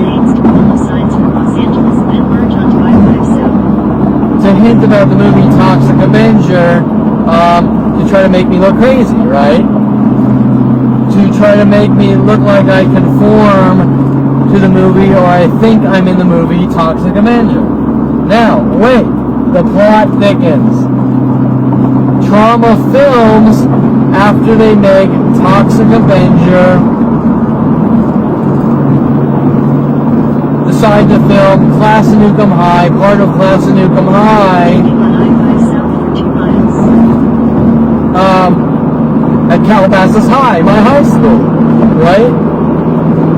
Okay, well at the time, you're just thinking it's a coincidence, and of course they put out flyers saying, if you want to be an extra in Class Newcomb High, you know, contact us, whatever.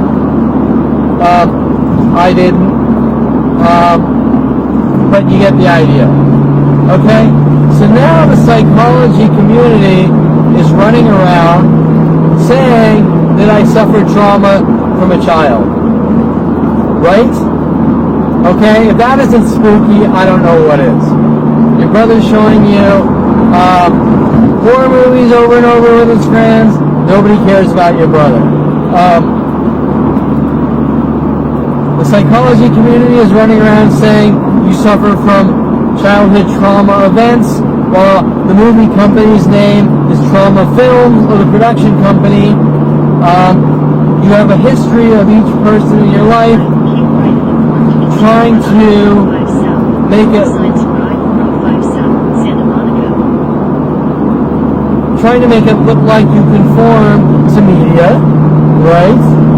You have, like I talk about in my other segments, how they On I-405 South. how they reenact with street theater.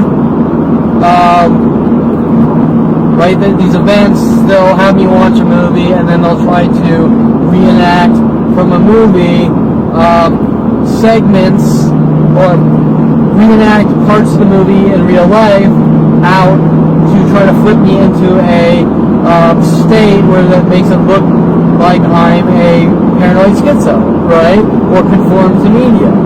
That's one of my mother's endless scams, is to tell the world that I can't differentiate media from reality while doing these things to me.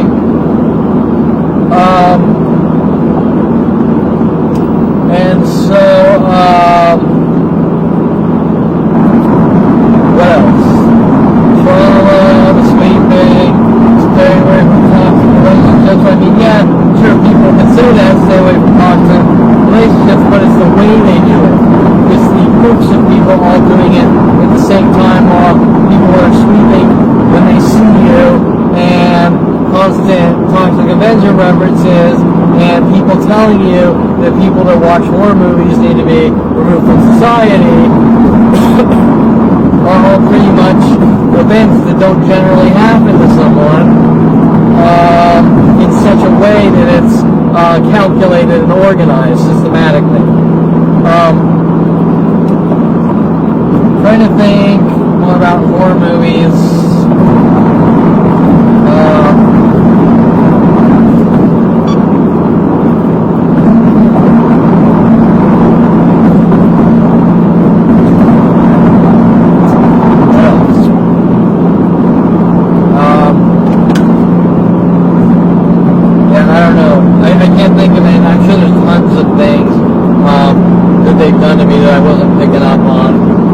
There's some things that will come back to me, but you get the gist of it, which is this: I'm going to show you a movie, I'm going to show you a movie, I'm going to make it look like you're crazy, I'm going to show you a movie, I'm going to show you a movie, I'm going to make you look like you're crazy.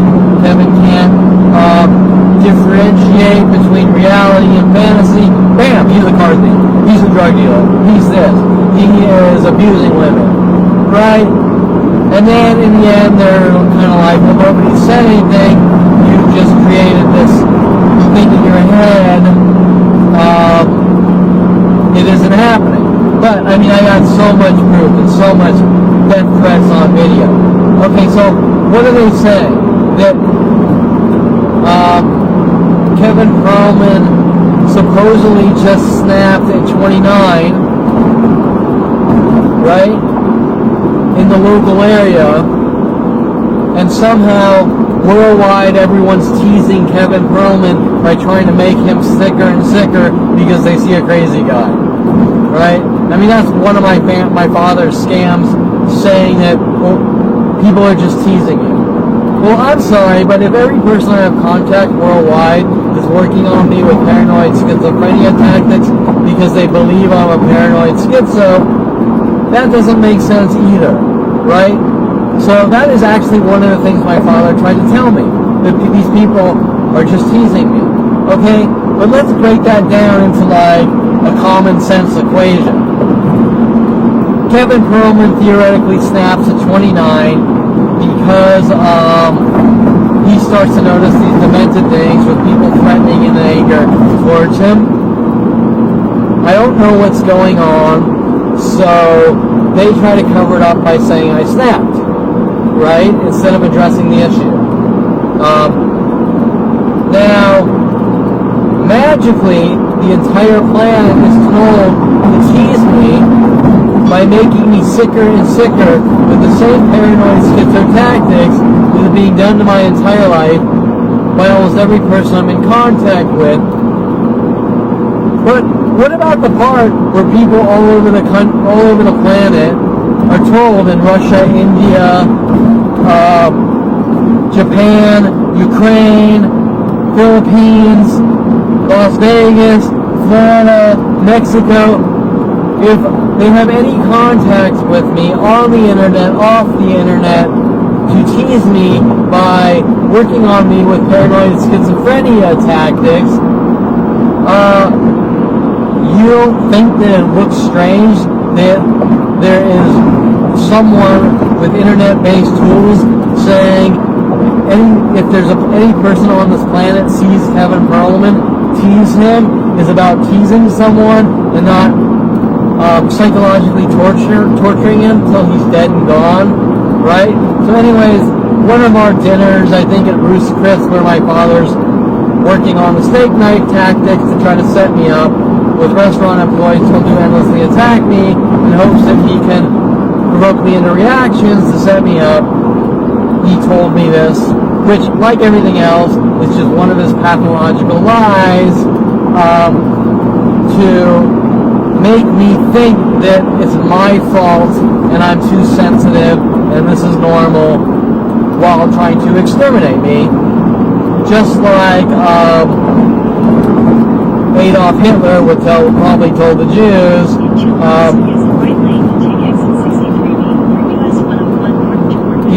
he's probably telling the Jews he's sending them to the showers to keep them clean, right? Same thought process, right? Anyways, you get the idea that what's going on. Anyways, I'm starting to sort of get tired. I've been talking for a long time. And I just wanted to end this with some thoughts about the psychology community and my family. Now, my family are trying to play the game, the label game.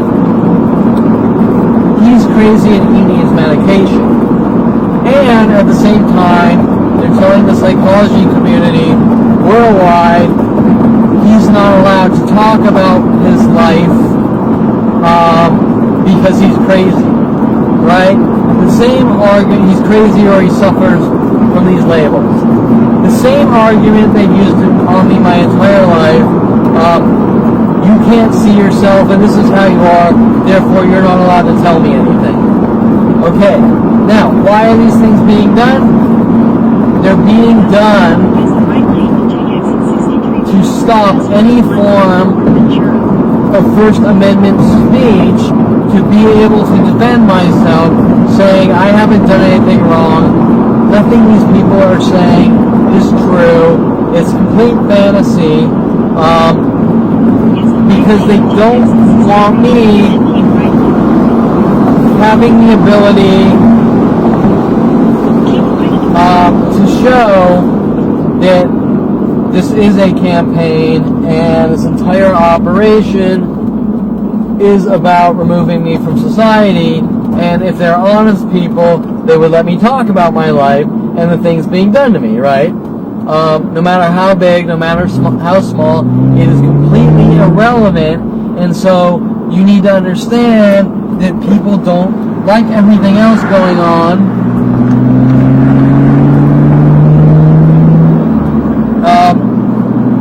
Like everything else going on,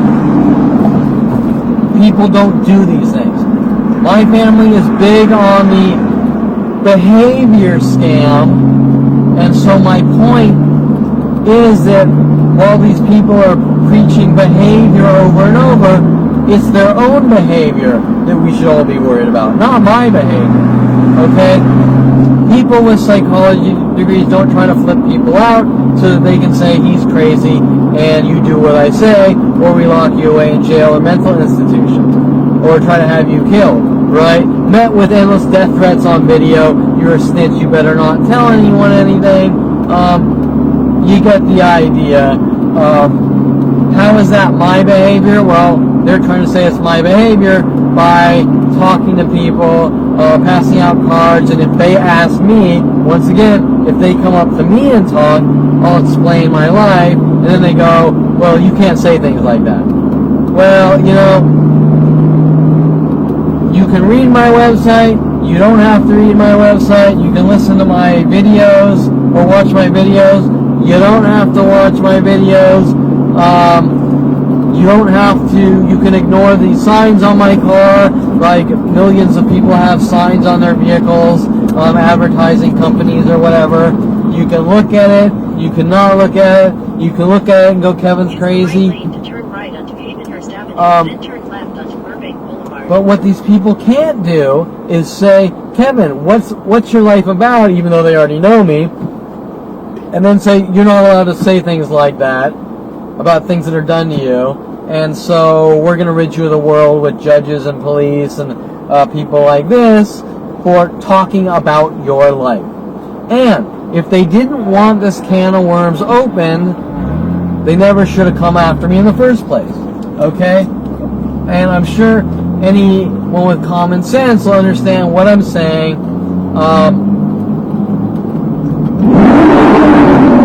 All right, now that's a car. Now, what? Yeah, we're still recording. Okay, so my point. I will make this point extremely. I will be. Turn right onto Hudson Street, then turn right onto Romeo Avenue. I will be extremely blunt about this point. Make a U-turn. If a group of people are told to rape a girl like 10 times a day, every day of her life,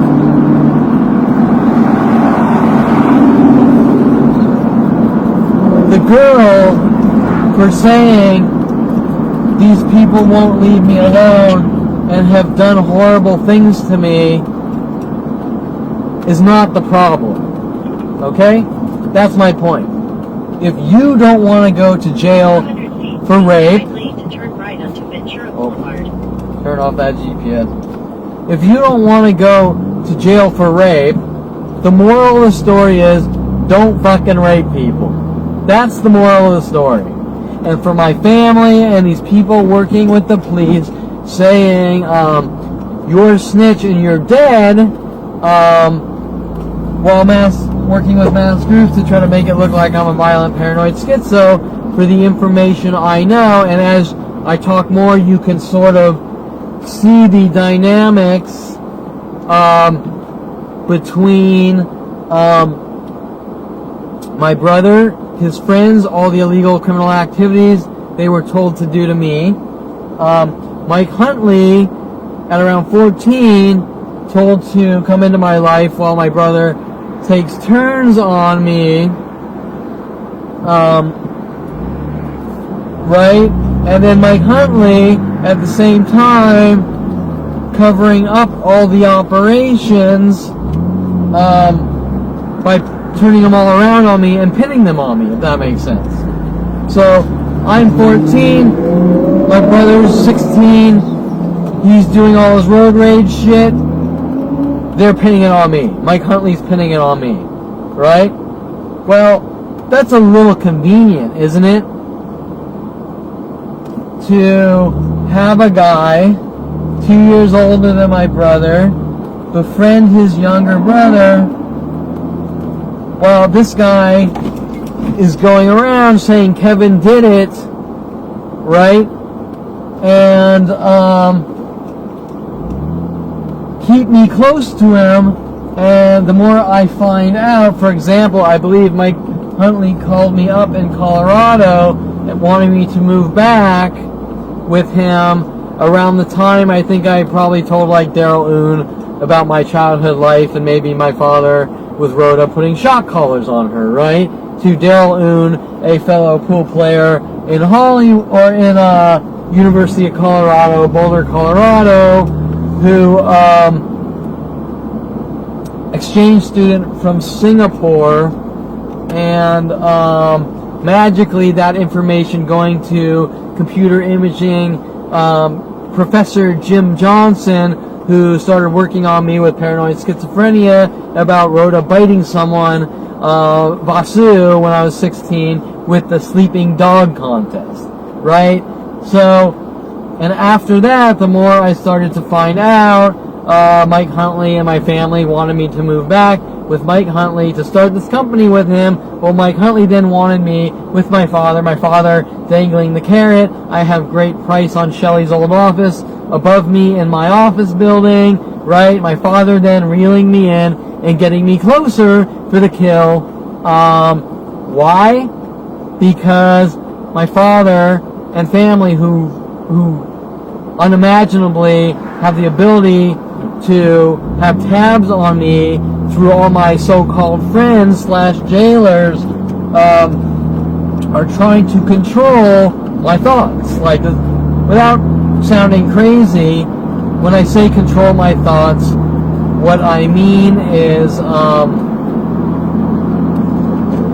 example, you're in college, you tell your friend about your childhood, which is perfectly normal. They find out, they don't want anything coming out showing you're a good, decent person.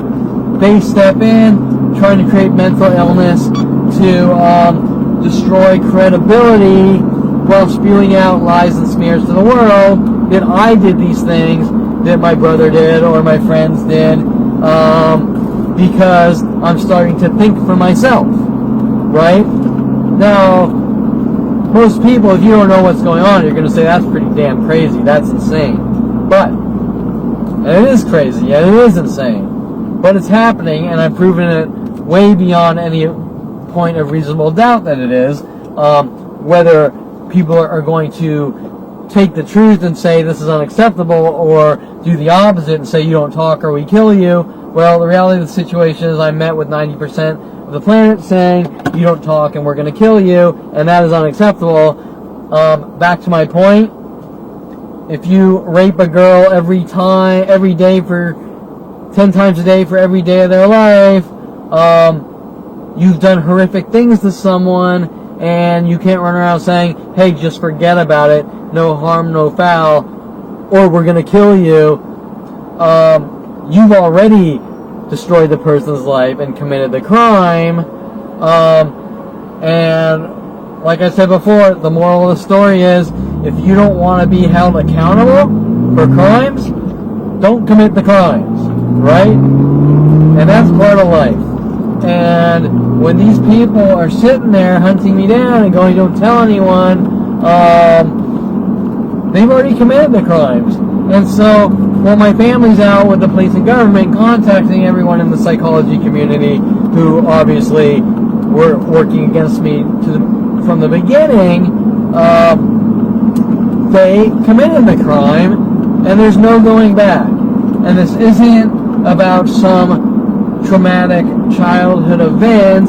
It is about all day and night attacks now in the present, as well as all the things done over the last 40 years. And if I take one of these events, it is very unheard of that most people, that one event has been done to anyone on this planet.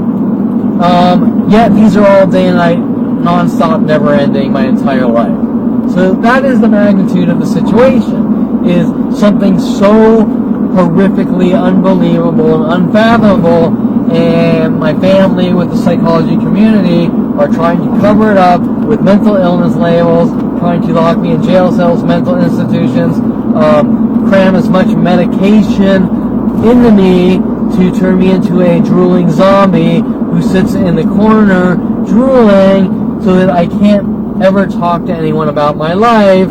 And even if I were right now to say I'm not going to talk about my past, then let's say I met a girl and we went out on dates and she wanted to know who I am and about my life. At the point that I started talking about my life or my childhood or the horrible things done to me, or even stupid things like my father putting shock collars on dogs, that is when instantly that relationship would go to shit, and that person saying, in whatever method, you don't talk or you're a dead man, and she probably would spin it in such a way to make me look crazy. Like, Kevin, you can't talk about things like that. Or don't talk about the past, about your father putting shock collars on dogs, because that means that you have suffered from obsession, so don't talk like that because people won't understand, and it's a dangerous conversation, and blah, blah, blah. And the reality situation is it's not.